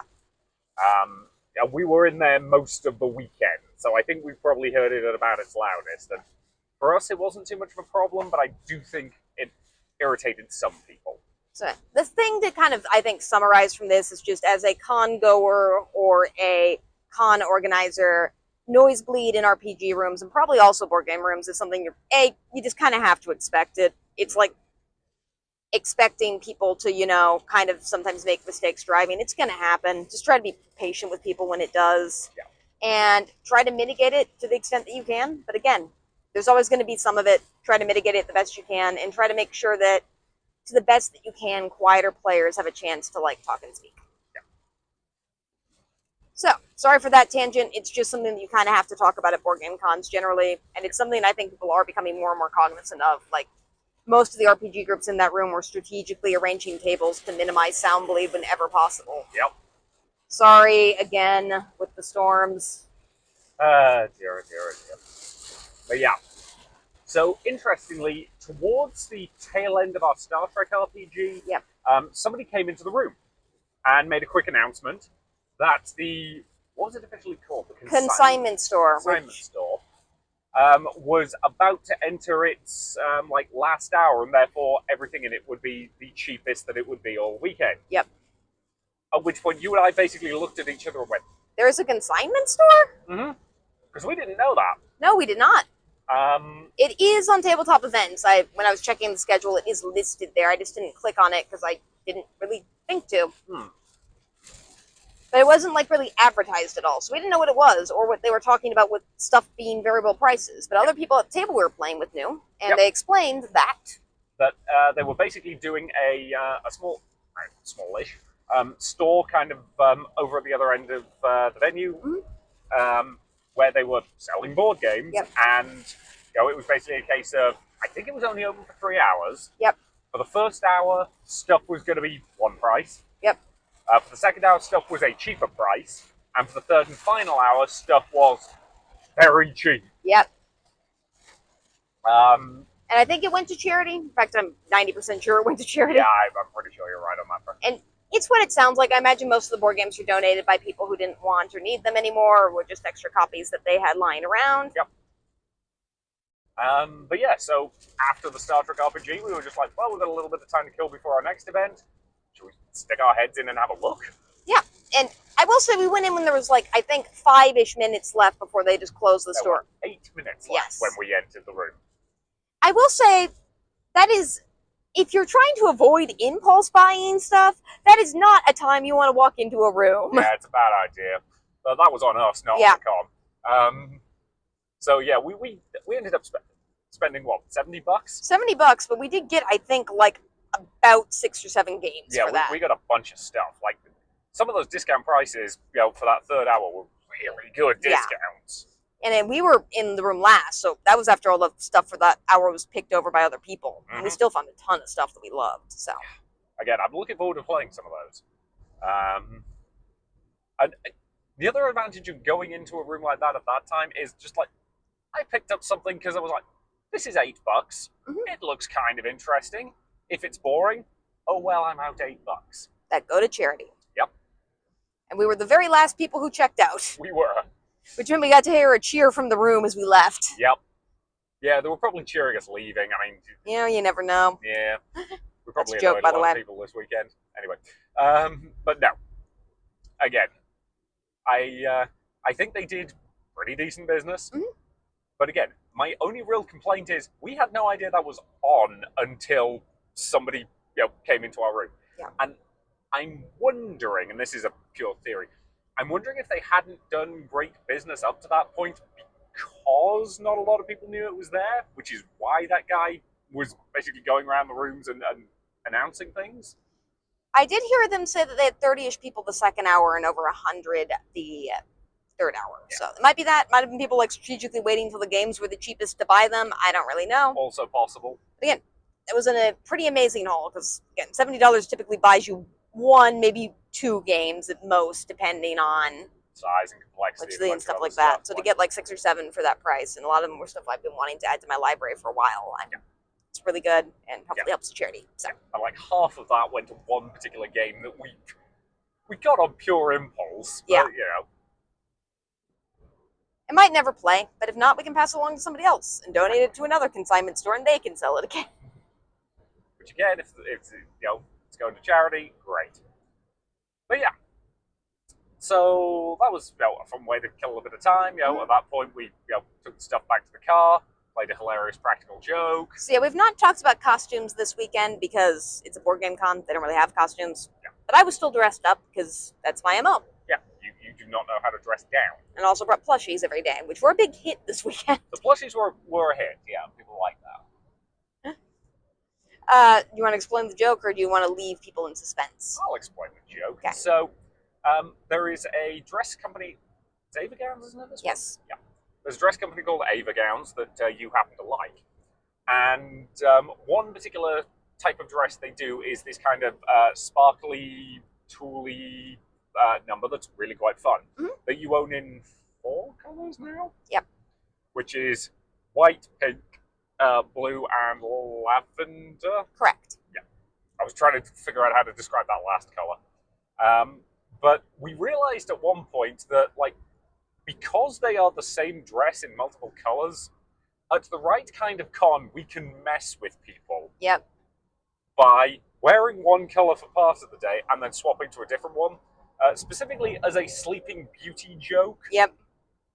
We tend to do that with the pink and the blue. Yep. So you started with the blue, and then after we did the consignment store, when we went back to the car, we found a private bathroom, and we swapped your dress to the pink version. Yep. And we got at least one person with it who was looking at you like, okay, wasn't I imagining that dress blue earlier? It's a fun little prank to play on people and see who's paying attention to me. Yeah. And again, the response to that is, no, I know what you're talking about. We definitely didn't do this as a Sleeping Beauty joke. Yeah. And again, it gives people a laugh and a chance to talk to you. So, yeah. And everyone was very complimentary of my fashion this weekend, which I appreciated. Yeah. But yeah, so that was just a fun little thing we threw in just as an extra. It's very much the kind of thing you can only do at a small con, because at a big con people aren't going to notice. Yep. But at a con this size, where we were playing with, there were several people this weekend who we played games with multiple times. Yep. And we very much enjoyed it. It's nice at a con this size to kind of get to know people a little bit. at a at a 20,000 person con like the upcoming Origins. Speaking of which, I created a fake drinking game this weekend, which was just drink every time that you hear people mention Origins or Gen Con. I did not actually drink. I would have been very sick if I did. Yep, I would have died. Yep. But again, this con is aware of the fact that it's kind of a precursor to Origins. Yeah, it's a little bit of a warm up. Like I guarantee you, there were some people who were playtesting stuff they're planning to do at Origins. Yep. Which is valid. Like, and a lot of people were talking about Origins there. And one thing that was actually nice about that is a lot of people who weren't able to get tickets into games that filled up quickly at Origins because of Origins Chaos System, because some of those gyms were here, they were able to get them into those games, which was really cool. Or even one of the games that we were playing, in fact, the one we'll be talking about next, yep. You'd put on our potential list for Origins. I put it on our potential list. But once we got the ticket here, I took it off our potential list because you knew we were going to play it here. Yeah. Whereas if it hadn't been here, it's one that sold out instantly at Origins. Like for understandable reasons. It's a really unique concept. I had a blast playing it here, and it honestly, I think maybe worked better here because Origins probably would have had way more sound bleed than. And we'll talk about it in momentarily. But so I suspect there were a lot of people doing that kind of stuff, and sometimes that's really nice to see. Yeah. Like this has a very, very different vibe, but it means you still get some of those wonderful experiences. It does. Although we still haven't talked about the poo incident. No, do we want to save that for the end, or are we going to forget again? I don't know. Let's just talk about it. Okay. So again, preface, not on the con. No. But so came down some stairs, and like up against the wall was what I really hope was a pile of dog mess. Mm-hmm. Which again, if your dog does that, clean it up. Yeah. Don't just leave it there. Like that's just gross and bad and wrong. Yeah. Again, not on the con. The con, next time we saw them, we saw it walking through once. We were running off somewhere, so we didn't have time to tell anyone about it. And then we were walking back, they were already dealing with the situation. Yeah. And as I've mentioned, this is not for whatever reason, poo-related incidents just happen at cons. We've heard a lot of other horror stories. Honestly, it's surprising that if we've gone this long without one happening to us yet. Yep. And again, when we say horror story, it was at least away from the thoroughfare. Yes. It wasn't like we were having to deliberately maneuver around it or anything. Yeah. But yeah. It didn't smell or anything, so. Nah, not that I noticed. But yeah. So that's the basics of that. Again, the con chair and people were dealing with it very much. Yeah. And the venue and all of that jazz. So yeah. So yeah, I want to again recognize that. Also not in the con, but something I heard about, again talking to the con chair because they actually play the next game with us, which we'll talk about. Mm-hmm. Is apparently there were problems having the bathrooms open for parts of the weekend, which is not on the con, but is kind of weird that they were closing bathrooms. Yeah, it was a bit weird. But... What? Oh, nothing. Again, just kind of thinking about it. Because, apparently they didn't even realize they were closed until about 10 o'clock, which basically that first hour break in the tabletop sessions, people went to run to the bathroom, and they were locked. Went to the desk, and the con was like, wait, what? Why? But yeah. So yeah, bathrooms being closed, more on the convention center and a criticism of it than the con, obviously. But just keep bathrooms open. Let people go to the bathroom. I'm assuming that just means they closed it temporarily to clean it or something, and then forgot to open it or something. Yeah. Who knows? So after that, we played one of my favorite games from the weekend. Yep. This was Harley Quinn the Musical. Mm-hmm. So this was our 5-hour game of the weekend. And this was also by Matinee Adventures. I know the GM for this game helped design it. Not this. They wrote this particular adventure. But they also are. I forget what the actual thing is. They're the person who hires all the other people to make this particular gaming system, which is pretty cool. Really? Yeah. I don't know if we were talking about that while you were. Because if I were a game, there are multiple table breaks at this game. So I was talking to them sometimes when I think you were out of the room or getting something. So that might have been one of the times where they mentioned it. But yeah, they do. Basically the executive stuff on this game. Cool. Telling people, finding writers and authors and finding stuff and being one of the people who makes the game, which is pretty cool. Was what's the system? Mutants and Mayhem? I think so. I'm going to see if I can pull it up if you want to explain just what it is while I do that. Yeah, so this is a superhero RPG system, and this particular game took the characters from the Harley Quinn TV show and put them in a scenario that was musical. Yep. So the GM had a couple of songs prepped and then let us riff and improvise and get very, very silly with it. Yeah. So this was one of the rare occasions when half the table were frequently on their phones. Which is bad form at most tabletop RPGs. At this one, we were all just looking up lyrics of songs that we could do corrupted versions of. Yep. Which was just kind of hilarious. It was a lot of fun. Yeah. So you were Harley, I was Clayface. Mm-hmm. The GM's wife was Ivy. Yep. And the con chair was Barbara Gordon Batgirl. Yes. Which was a very fun kind of party quartet and stuff like that. Yeah. And I do want to emphasize it was also just really cool that the con chair was like out playing games. Yep. For I think director is her official title. And I think technically she's co-director, because I think there's technically two of them. Yes. Again, we're not very aware on the con structure. But as we mentioned before, if you are a part of this con or any con and want to be interviewed about like the process or experience, we'll accommodate that. Yeah, we're very happy to have that conversation. So yeah, just email us in the link on the bottom of this episode. Yeah, it's in the concouple.com. Concouplepodcast.com. Yeah, concouplepodcast@gmail.com. Yeah. Sorry, that took us 3 iterations to say. Yeah, obviously, you will not have to be in our car if we interview you. We'll do it over Zoom and record that.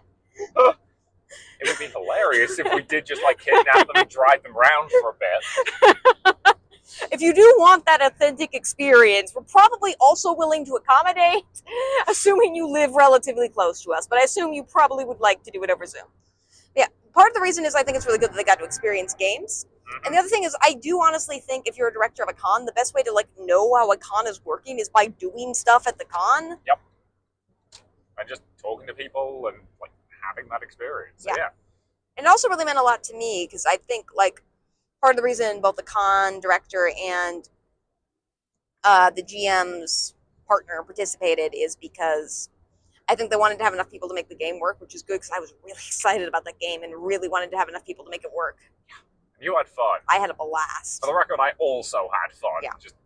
It's just one of those things where, like, when we go to cons and stuff like that, I think because I'm a normal human person, there's always a couple events that I'm, like, really looking forward to, and there's always that little bit of dread that they're not going to live up to the hype. This one lived up to the hype. It was great. It was. I enjoyed coming up with silly song lyrics and stuff like that. And I thought the person who ran it, whose name, are we saying names? We're not saying names. We've deliberately said on this one we're not saying specific names, but again, one of the Matinee Adventures people. Mm-hmm. Did a great job. Like, he came up with like music and stuff like that. Yeah, there were a bunch of like parodies of various musicals. Yep. And I think that adventure's kind of designed in like I'll call it an episodic format where you like complete one section and then move on to another, and he can shuffle the order. Mm-hmm. You know, he can basically bring up whichever musical he feels next. So I suspect he's got a lot prepped that we did not hear. Yeah, he had tons of notes, and it was very clever and very well done. And it was themed to the characters, and it was a lot of fun. And there were just, it was one of those tables where we were just breaking down laughing, I think several hundred times throughout that entire session. And there was at least one point where I complained my face was hurting from laughing too much. Yep. And later the GM complained about exactly the same thing. And I think it was my first GM break of this con. Yep.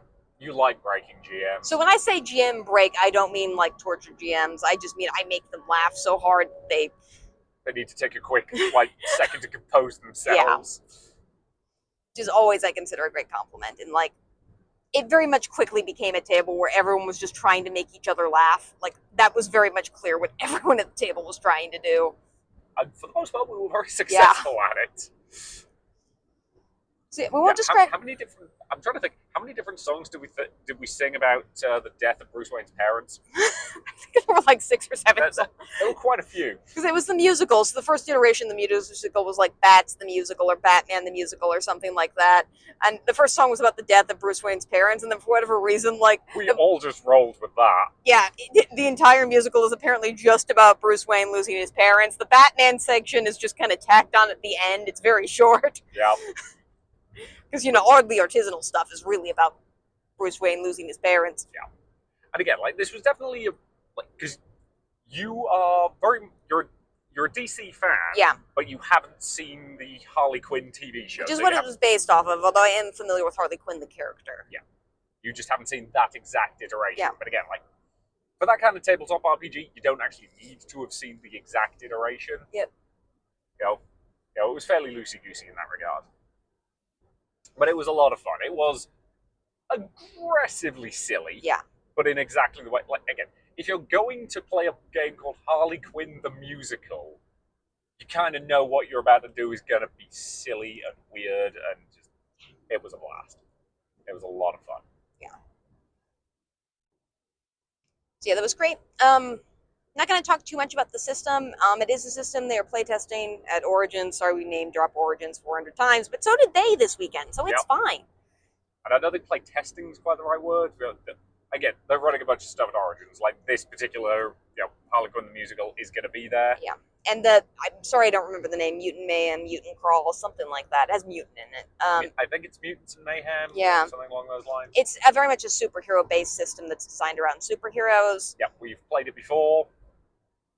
Played it last year. I do like it. One of my things that I like about it is like your powers don't have limits, which is great. Like obviously they're limited in terms of what they can do, but it's not like spellcasters in D&D where you have spell slots and you have to keep track of them. Your powers you can just roll them. They just work. You can do them as many times as you want. It's great. Which I think makes more sense for a superhero-themed world because it makes more sense that a superhero is always going to be able to use telekinesis. Yep. Or Harley Quinn just constantly had rocket launcher ammo. Yeah. Makes sense. No idea where you get pulling that from, but... Well, in cartoons, there's never a moment where they can't do something for the most part. Yeah. Like sometimes they're incapacitated, but they can always do stuff, so. Oh, yeah. And I liked it as kind of a mid-level crunch system generally. Ignore that, that's marketing. We're very professional. Mm-hmm. Is there anything else you want to say about that game? No. Again, like, I had an absolute blast playing that. Mm-hmm. And again, it's another one that underran its 5-hour time slot. It ended up being like 4 and a bit, but I would much rather have that extra hour that we don't end up needing much of than rushing the ending. And again, I suspect that's also one that he can scale if he wants to, depending on how many.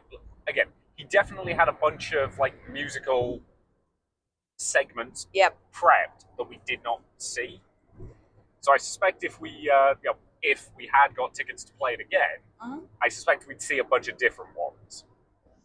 And yeah, he mentioned that he scheduled it for a 5-hour time slot just because he was just like, I want to make sure that we have an extra hour in case stuff goes awry or cleanup and stuff like that. We went about 4 hours and some change, and I think that 5 o'clock was the right time slot because I wouldn't want the ending of that to feel rushed. Yeah, I would absolutely agree.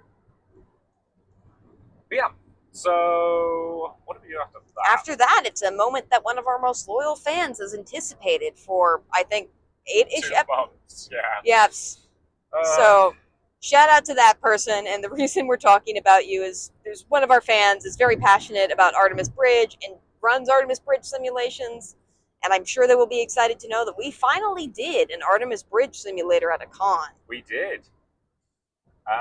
For anybody not aware, the Artemis Bridge simulator is, you basically have a bunch of, I'm unclear if it's one PC running a bunch of different screens or if it's networked PCs. I think it's probably networked PCs. Yes. But the Artemis Bridge simulator is functionally a video game in which each different screen is controlling a different system on a spaceship. So you're basically simulating a spaceship bridge, as the name implies. And you can go on a bunch of different adventures, you fight space battles, all of that jazz. And it's very, very popular. So I want to emphasize, because this actually is an event at a lot of cons. Like a lot of cons of all variety have Artemis Bridge simulators that are run by amazing groups of volunteers. Yep. The reason why we did it at this con is for two reasons. One, you could sign up in advance. Sometimes they don't let you. It's confusing. Yep. Two, it was free, which is awesome. I respect people who run this game, might want to make money off of it. That's absolutely fine. But for an hour experience, it's just kind of hard for me to waste money that I don't want to say waste money, but like spend additional money to like try something for the first time. But this was free. You could sign up in advance. So I was like, well, why not? Let's at least give it a go. Yep, we had that time slot, so give it a punt. So, yeah, I took Helm, you took Weapons, and then various other people were on, like communications and science and captain's chair. Yeah, and it is definitely a game with a learning curve. Yes. So we died pretty instantly the first time. Yeah, we died pretty quick. But then this was kind of a loosey-goosey one and was unpaid, so the guy was just like, you guys can just go again. There's no one even in the room after you. Yep.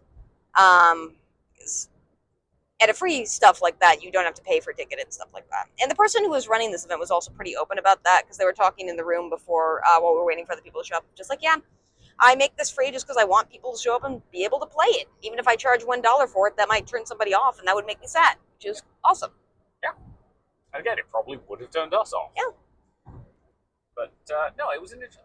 So, what I will say is Artemis Bridge Simulator definitely has a learning curve. Mm-hmm. They do, they did play a like introductory, here's how you do stuff thing. Which, like board games or RPGs or anything else, that does help, but you do still have to really kind of play and do it yourself to really get yourself to understand it. Yeah. Which was, which is probably why we all died pretty quickly on the first go. Well, I was confused on which buttons unloaded the torpedoes versus fired the torpedoes. I think that messed us up pretty significantly.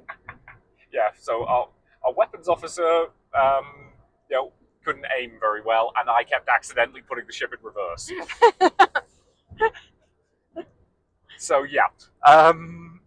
But we were a lot more successful on the second go. Yeah. The ship did not explode the second time round. But so the thing I will say about the Artemis Bridge Simulator is I suspect once you know what you're doing with it, and if you're in a group of people... Look, a rainbow. Ooh, cool. And if you're in a room full of people who also know what they're doing, and you've got the right vibe, you could probably have a really phenomenal roleplay experience doing that. Like, I was starting to get into it, a little bit towards the end, just like, because, again, the science officer is the one who has, like, all the access to the long-range scanners and can, like, tell you where you, point you in the right direction. So I was, attempting to roleplay a little bit more of the helmsman, where, like, give me a bearing, please, science, and that kind of stuff. But I was still learning sufficiently that I didn't, have time to get into it in that regard. Like, I suspect if you did, I don't know, a weekend dedicated to it, where on, the Friday was mostly, tutorial and learning the various stations, and then, Saturday and Sunday were, role-playing, I think it could be absolutely phenomenal. I think so, too. I had a little bit of fun. I think I would have had more fun, because our captain, who, by the way, was a fantastic captain, very patient with us not being good at the game. Yeah, they did a great job. They clearly understood that we were still learning, and were quite happy to, bounce around between stations, kind of giving pointers and saying, okay, we need to do this next. You need to push that button. Yeah. See, I really appreciated them doing that, but it would be fun to play a game where the captain just couldn't move around at all and was just sitting in their chair and just directing everybody from that station, which I think would be a really cool kind of just simulated experience. But you would have to kind of work a lot to get there. Yeah. Again, bit of a learning curve, but I suspect there are people who are at that level with it and probably, have a group of 6 friends who are very happy to go and do that. Yeah, I just don't know if it's feasible as a con game to that level of enjoyment. But it might be if you just scheduled it with 6 friends who are very experienced playing it and got to play it at a con. So yeah, I suspect so. And I do really admire the people who do run those games, because they're in those rooms a very long time, and I assume are running the counter scenarios and stuff like that. So, I'm glad we tried it. I might try it again at a con where it's free, and I can schedule in advance, because those will generally be the criteria. Yeah. And I had fun being the pilot. I got us killed, but I had fun doing it. But yeah. So after that was the raffle? Yep. So this particular con was doing a charity raffle, so it was various price points depending on like how many tickets you bought, but the top end that I think most people were going for was 15 tickets for $10. Yep. You could buy like tickets individually for $1 a piece, but as with a lot of these kind of things, you've got a little bit of a discount for buying a few. So we bought $20 worth of raffle tickets, quite happily, and then it was just case put the ticket into the pot for the specific items you were interested in. So there were some specific games. There was there was a bundle of child-friendly RPG books. Yep. The big ticket items were tickets for this con next year. Yeah. And a couple of Origins badges. They actually had 6 Origins badges that they were giving away in pairs. That was interesting. And I think there was like a stay in a castle. That was a very popular one. Mm-hmm. So they drew all of those. They drew the top, I think, 5, or what they deemed to be the top 5, like, prizes live. Mm-hmm. And all the rest they, I think, drew in the hour before and then posted on a board outside. Yeah, because the raffle was like being announced at 8 and ticket sales closed at 7. So I suspect in that gap in between was when they did most of the drawings. The one big criticism I have of the way this raffle was done is that they didn't tell people that's how they were doing that in advance. Which, because they did say that you had to be, it was live and you had to be present to win, which, fair. But that does mean if people had like games at 8, particularly if they were in the RPG room, which wasn't in the same room as where the raffle was, they couldn't, like, they might think, oh, I have a game at that time, so I can't really do the raffle because I have to be in the RPG room because they're drawing the tickets. And in reality, all they had to do was go look at a board. Yeah. Unless they went in for one of the big prizes. But that wasn't communicated, so it was a bit confusing. Yeah. It was also just a little bit overwhelming for me because I was not prepared for it. And sometimes crowds of people in unexpected situations kind of are a little bit overwhelming for me sometimes, and I kind of got a little bit overwhelmed in that moment. Which is not a big deal. It happens to everyone. But between like the number dyslexia, I couldn't read stuff out on the board. They said it was going to be posted online somewhere. It was not, as far as we could tell. They said it would be on their Facebook page. We couldn't find it. Yeah. Now that might just be because like Facebook kind of sucks. Yeah. Or it might just be that like they intended to and somebody forgot or something like that. Yeah. But honestly, my recommendation to fix this next year is just little printout that when you buy raffle tickets they'll give you a copy of that just says these will be the things that are being drawn live. The rest will be posted during this time. Pick it up then. And also having a posting online, because it would also just be easier if you could just control search for your ticket number as opposed to going down a list. As somebody who has number dyslexia, it's kind of hard for me to do. So again, I think that I like it in principle, and apparently one of the things they fixed from last year is they oiled the hinges on their wheelie thingy. Where they drew the live tickets, which is cute. So it wasn't squeaking anymore. And it is smart that they had it in the board game room, because then no one who was doing board games had to leave their tables for the drawing. They could just go there. But it did mean people in the RPG room had to leave, or somebody who was at a panel would have to leave. So, so again, like, broadly positive, and they were giving away a lot of pretty good stuff. They were giving a lot of great stuff. We didn't wind up winning anything, but we didn't put in a lot of tickets either. Yeah. As I say, 30 tickets was not a massive amount, but given the numbers that were getting thrown around, there were a couple of thousand tickets between the various pots. So, we're not complaining about not winning anything. We just think there's a couple of organizational things you could firm on. Yeah. Again, it's pretty minor, and it is a charity event. So. Oh yeah. And I do appreciate they didn't have you write your names on the backs of tickets. A lot of places do that. The problem with that is I can't write that small. Neither can you. Yeah, we both have. My name is longer than yours. Yeah, barely. Both of us have pretty long names. Yeah. And it's hard to do phone numbers because a lot of numbers look really similar to each other. So yeah. Yeah. So I do appreciate that over that system, but I think there's still a couple rooms for improvement. Yeah. And again, these are minor criticisms I want to specify. For the most part, it was running pretty efficiently. It's just, it could have been clearer how you were going to handle things in advance, is mostly my issue. Because even when we were trying to figure out where the drawing would be, we were asking the people at the front desk, and they weren't 100% sure, basically, until it started. So again, just a couple of minor communication issues, but again, It happens. So, you think we're going to finish up by the time we've got time. You sure? Yeah. Okay. So that was the last thing that we did on Saturday. Okay. We went home at that point. And then, got up bright and early, and then Sunday morning, drove back down. So first thing today, what's it officially called? It's called X-Crawl, I think, officially. Mm-hmm. It's a gladiatorial. It's in the Dungeon Crawl Classics system.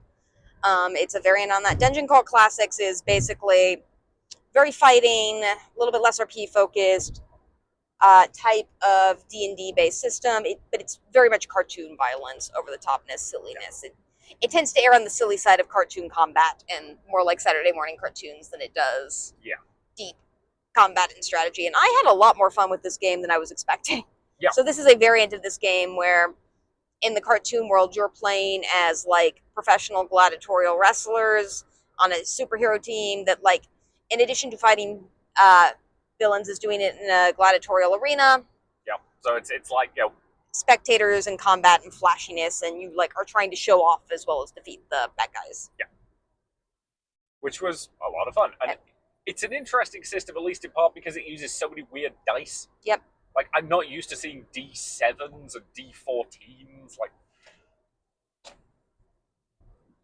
but yeah, again, it was a lot of fun. And rolling a D7 and a D14 is very fun, by the way. Yeah.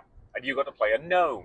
I did get to play a gnome, and the interesting thing about spellcasters in this system is you can use spells as many times as you want unless you crit fail, which is rolling a 1. Very bad stuff happens in this game when you roll a 1. Yeah. Just fun, but it's more like funny bad than it is like serious bad. But it's basically like, if you're familiar with 5e D&D or other D&D, it's like rolling on a magic table constantly. Like, you can choose a spell that's going to do something. Like, you can choose a spell that turns something invisible, but until you roll, you have no idea what you're going to turn invisible. Yeah, you have no idea how powerful that spell is going to be, because it's based on how high you roll. Yeah. So you can turn an ally invisible, which could help them. You could also just turn your hat invisible, which wound up happening one time because I didn't roll that well. Yeah, you rolled well enough to turn something invisible, but it wasn't a very large something, so you were just like, my hat turns invisible. Yeah, or like there's a rope spell where you can like tie something up in rope and suspend it in air if you roll well. Otherwise, if you don't roll well, you just summon a rope.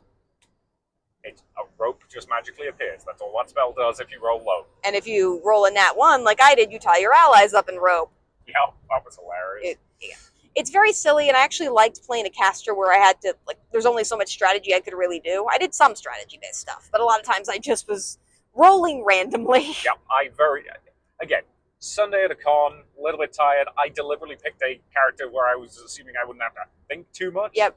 I picked the basic kind of warrior type, and that worked quite happy. I was happy with that character this morning. That was what I needed. Yep. I got to summon a giant rainbow axolotl, well, pony-sized rainbow axolotl. That's giant for an axolotl. To fly around on, which was technically a violation of the rules because it's just supposed to be a beast-like creature, but it was Sunday at a con, and the GM thought it was funny, so. Again, an axolotl is an animal. It is. A winged axolotl is not, though. Anyway. No. But yeah, this was fun. It was lighthearted. I generally tend to prefer RP-based RPGs as opposed to combat RPGs, but I really do like Dungeon Crawl as a system if you just want to do zany, fun combat. And I was kind of in the mood for it this morning, so I had a blast with it. Yeah.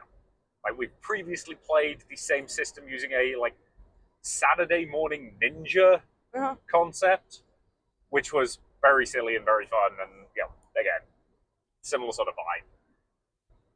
So, yeah, that was a lot of fun. It was very, very silly, but it was what we wanted at this time at a con. Do we have any other, real comments about it, other than just, this was fun? Both the GM and the other person at the table were having fun. The GM did have somebody run 2 characters, not us, because they played the game more than us, which was fine with us. They had their own weird dice. Yep. We just had the standards. Yeah, there are a lot. This person, I think, is a very big fan of Dungeon Crawl Classics, and they were the people who just gave us their tickets last weekend because they didn't want to leave their Dungeon Crawl game for so long. So they're a really nice person. I hope we see them at Origins. Yep. We don't say names because privacy. Yep. But they were really cool. They were a cool dude. So after that, we finished with a quick game that was Pictomania. It's an older game that I think is kind of hard to get a copy of. It's basically like Pictionary, but everyone's both drawing and guessing pictures at once. Yep. It was Complete cute, chaos, but fun. fun. I was by the same people who did the games on Friday. Yep. Their kid was playing, who was definitely under the age of 12 and a better drawer than everyone else at the table by far. Yep. It was not close. But yeah, like fun 1 hour, like light-hearted thing to end the con with. They were kind of packing the con up around us. Yeah, we have seen this problem before with tabletop games where it's just like they got to be up by a certain time and you're in their way. Which is, I don't know if that's really like on anyone. It's just, Again, I suppose when you have so many games to get home, you kind of have to get moving. Yeah. You know, there was a certain amount of sort of like, I think there were like 5 games still going at the point where we finished up and left. So, for the record, I do not mean to indicate the con was in any way trying to kick us out. Yeah.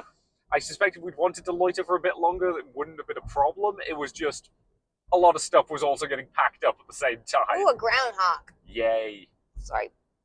I hope part of the flavor of this podcast is me pointing out random things that we see. Especially animals. Yeah. So yeah, it was a cute way to finish up. It was lighthearted, breezy type of board game I like. I got a 0. It was fine. The corn one was not on me. That looked like an ear of corn. The rest of you are just blind. Huh. Anywho, okay. So now it's time for us to talk about some of the stuff we haven't done. Yeah.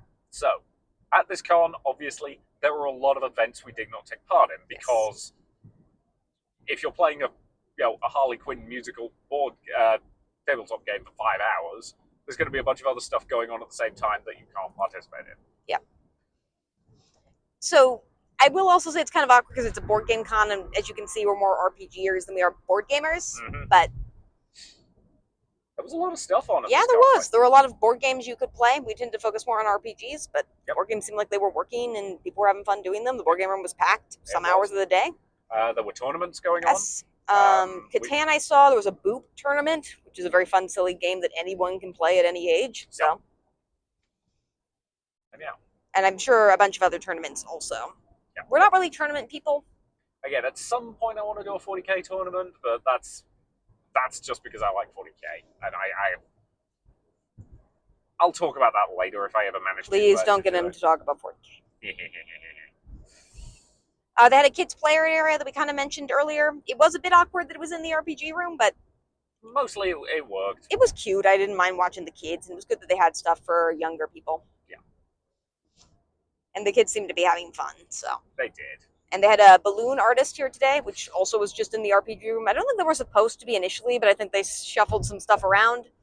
So somebody was just making balloons for kids, and the kids were running around with foam and balloon swords and that kind of stuff. There were a lot of pop balloons, but yeah, I had to resist the urge to criticize the children's technique while wielding balloon swords. If I hadn't been busy, I would have taught them to do it properly. But we were the only game in the room at the time was the X-Crawl game, and we had 2 parents in the room, neither of which were us, and us who don't care. So it was absolutely fine, and the kids were being cute. They had panels for the first time, and this is something that's been a collab with Marcon. So as we've mentioned a couple times in this podcast, Marcon is no longer a thing. R.I.P. Marcon. I don't know too much about the details about the who and the why and the how. Yeah, again, their attendance last year was not good. Mm-hmm. So I think at the very least this year they decided not to run it, and we'll see if it manages to come back in future. I hope it does, because I like Marcon. But they did have some panelists from Marcon that normally present for them. We saw a couple of them. We saw Marcon the previous years in the hallway presenting and doing panels and stuff like that. Which we would have gone to. It's mostly just... Panels are just a harder sell for me at a board gaming convention, because I would rather be playing than listening to someone talk at a board gaming convention. Yeah. Not that they can't be done well, and not that they wouldn't be fun. It just kind of... It's hard to switch your mind from trying to learn the rules of a game to, like, get the content of a lecture sometimes, so... Yeah. Again, it's mostly just a case of, if I'm going to a board game focused event, my brain wants me to be doing board games and tabletop RPGs and that kind of stuff. Mm-hmm. But I am glad that they have them. Oh, absolutely. So those were, I think, the main things. I will admit with the board game con, because the schedule is kind of more just a list of events on a site, it's a little bit harder for me to know, as you can kind of tell, about all of them or figure out what all of them are. They did have Extra Life there. They were doing a charity event where they were playing games, I think, for. No one was up at like 3 a.m. playing games. They were effectively playing games all weekend for charity. There were some people who were promoting Origins there, and there was somebody who was promoting AtomCon, which is a small charity-based board game con outside of Cincinnati. Yeah, which we might end up doing. Well, again, we'll look at your spreadsheet. Yep. It's not until next year, so we've got some time with that one. Cool. They had some designers at this con who were like play testing and talking about the board games with people playing it. That's pretty cool. Yep, love it when you see that. And as we mentioned before, they have the war game room that goes all weekend. Basically Monday through Sunday, you can just play war games in that room, which not our thing, but I'm sure that is a blast for people who really like war games. Oh yeah. Like you could just do a whole like big war game thing in there. Yeah, like I suspect there were people who were doing like the kind of massive games that take days to play, which not our specific thing, but hey, if you like that kind of thing, go for it, have fun with it. Like, I don't think anybody was playing Campaign for North Africa though. No. If you were, please email us. I kind of want to know how it goes. If you've never heard of it, Campaign for North Africa. You don't need to explain Campaign for North Africa. Fair enough. It's not worth our time. Yeah. But, yeah. See, those. Yeah. I will also just want to shout out, they did also just give us a free game with our badges. I keep forgetting to mention this. Yeah, we kept forgetting to mention that. Mamma Mia. It's a card game we've actually played before with a friend about making pizza, it's a quick game, but one that's fun. Yep. So do you want to pull into a parking spot so we can finish our review and then we can go grab ice cream? Yeah, I mean, I suspect there's going to be a bit of a queue for this ice cream, so we can just keep talking while we're in the drive-thru line. Okay. Sound like a plan? That's fair. Also, there is a dog. Cool. That's a puppy. Oh, there's a different dog than the one I was talking about. Aw. There's a dog over there. Okay, there's also some weird stuff. Okay, I think that car's parked. Yeah, he's not supposed to be parked there. No. So this is going to be interesting. Yep, well, it gives us more time to talk. So. Okay, that's one of my students who should be working on their finals. Of course it's them. So the student is really irresponsible. They're also the one who's irresponsibly parked. Yeah, I think that person's trying to like back out of their way. Yep. But anyhow, so this is not the like ice cream shop in town that's finally reopened podcast. So do we want to talk like top moments at the con? If you're ready to, I can. I think so. After you, please. Harley Quinn the musical. Valid. It was a game I was really looking forward to. It was pretty much everything I expected. I'm going to say Warehouse 13, the game, because that was a very well put together session that I just think did a great job of being exactly what it wanted to be. It felt like an episode of the show, and you have never seen the show, and it made you kind of want to, which I just kind of adore. Okay, my next moment would be how comically overwhelmed this ice cream place is. Yeah. It's kind of impressive. This place opened late this year because they had a problem with their malfunctioning machine. It shows. It's very busy at the moment, but again, it just gives us more time to talk about the con and how much fun we had. You're not in line correctly because now that car took your place in line even though you were in line. Yeah. It's fine. I will scooch us in as we go around. Dear. But yeah. This is going to be chaos. It's fun. You sure you still want to get ice cream? Yeah. Okay. Why wouldn't I? Anywho, I'm sorry we're ruining your episode with this. This is the joy of living in a small town. So yeah. Your next moment? Because that doesn't count as an actual moment of... I'm aware. Honestly, it was just kind of like going around and meeting people. Like at a small con, you can get to know people across the course of the weekend, and it's always fun to do that. And it's really good to do that at a gaming con because you can just meet so many nice and interesting people. And we did, met a lot of cool people. Yeah. And some who I'm hoping to run into at Origins. Yeah. Again, especially if you're spending like an extended period of time round a table with somebody, it's much easier to get a rapport than you can at a different kind of con. Like, that's just a fact. Yeah. Yeah, I think because of how irresponsibly parked that student was, they've ended up completely messing with this line. We'll see if anything happens. There we go. Okay, Starting to let's get see how some your movement. aggressiveness works with this. Now that car is that car even moving? Not yet. Dude, Dude. I'm sorry your episode has been ruined by. Is there somebody in that Yes, car? okay, there we Okay. go. I think they were asleep. Okay. Anywho. Dude, let us in. We were in line.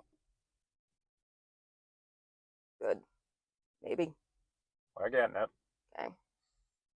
But anyway, This is quality content. great content. So yeah. What was your next moment? So my next favorite moment of the con, honestly, was the moment when I realized we were playing with the con chat. Yep. Like it means a lot to me that she was out and enjoying the convention.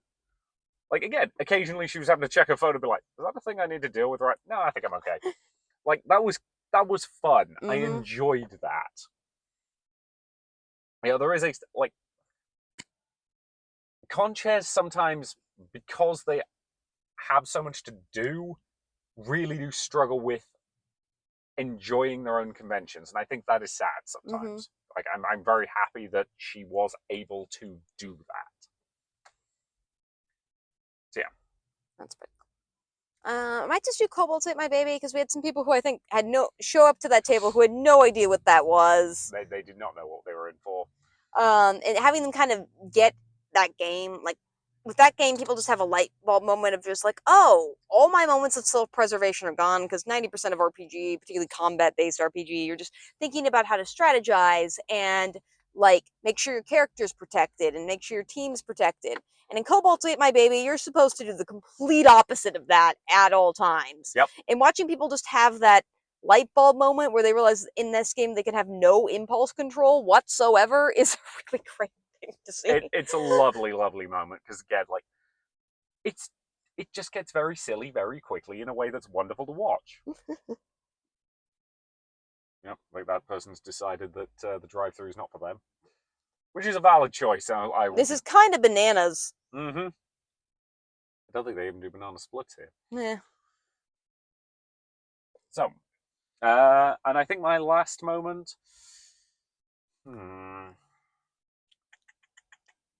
Decisions.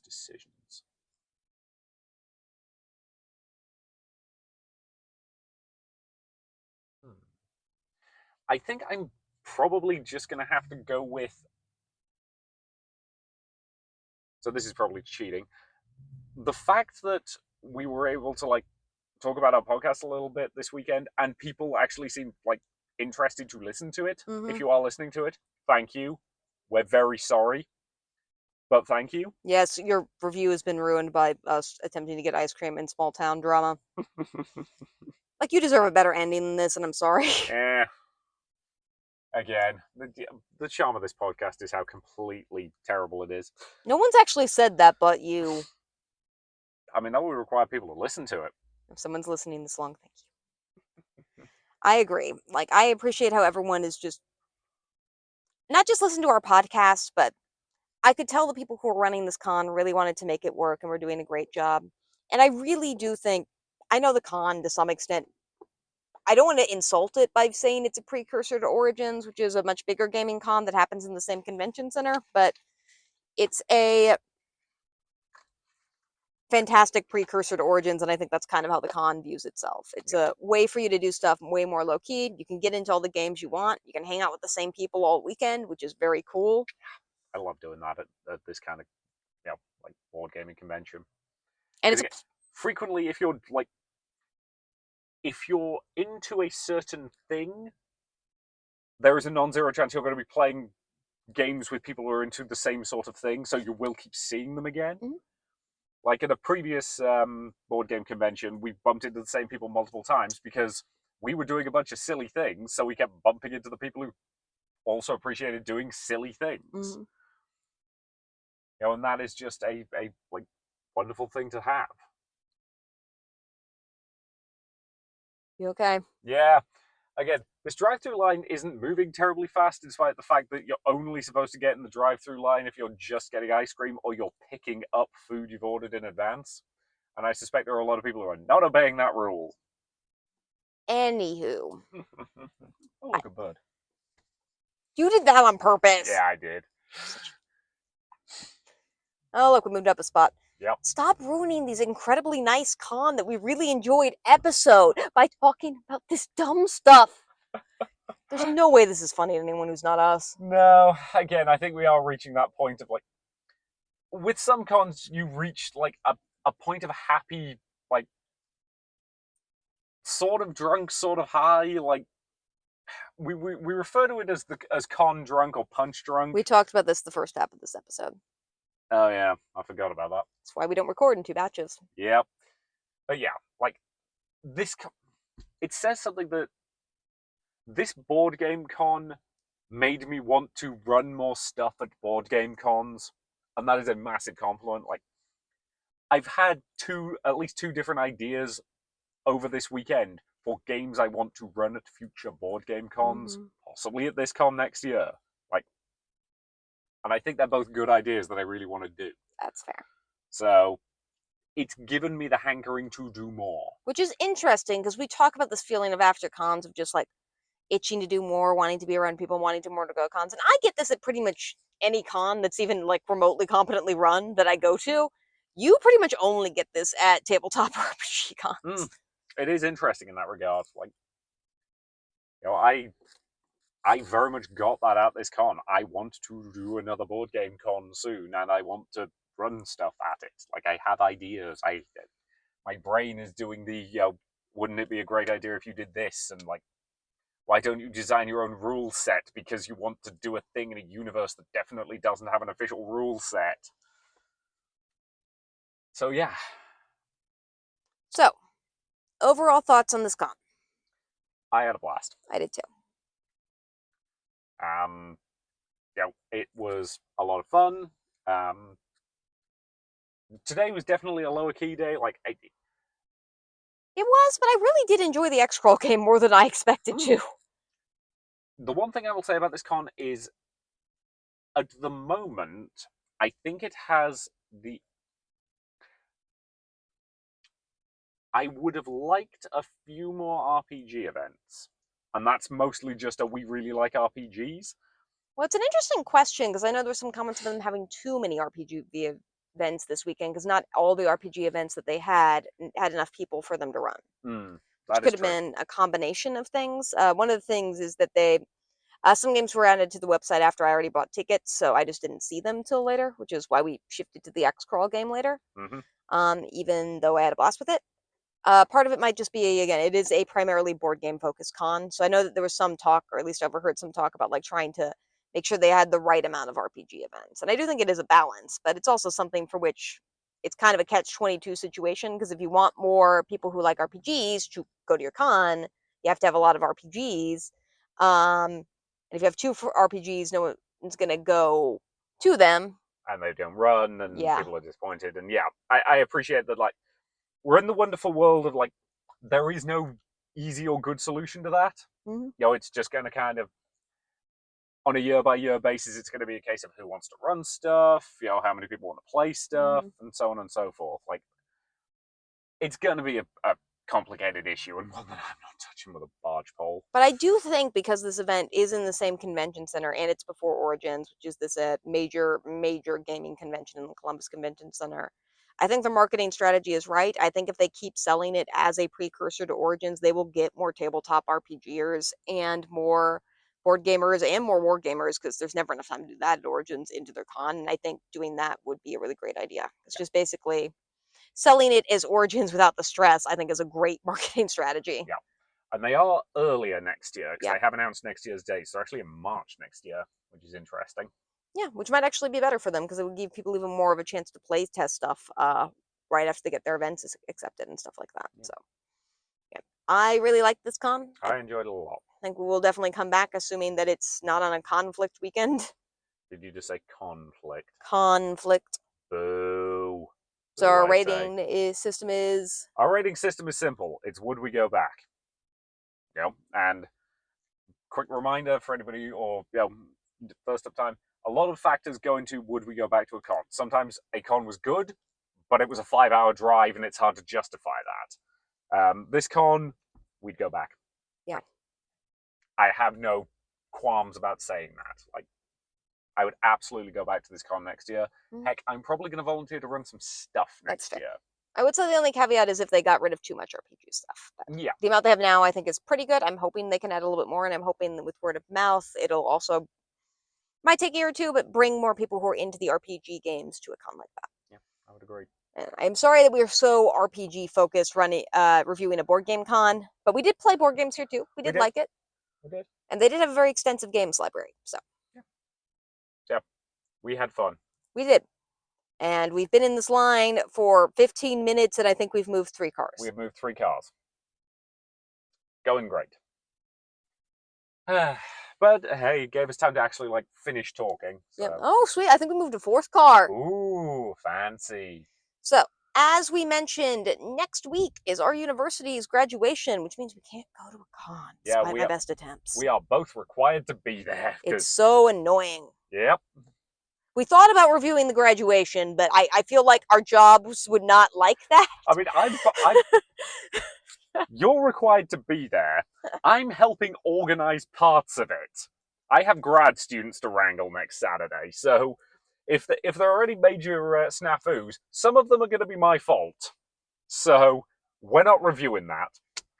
So we have a couple of. We're going to try and put an episode out next week. We have a couple of ideas, but we'll figure it out exactly probably closer to. Yeah. So if for some strange reason you're still listening, thank you very, very much. And if you're somebody from this con, we had a blast. We can see all the hard work you put in. We really do think it showed off. And as always, we love con volunteers. We love con organizers. And thank you for putting on all these great, amazing events. Yeah. So thank you very much for listening. And hopefully we'll see you in future conventions. I feel like we need a more consistent outro. We do. It's fine. I ruined that outro. Yeah, I mean, you ruining the outro kind of is the consistent outro at this point. You ruined the last outro. This is fair. Bye. Bye.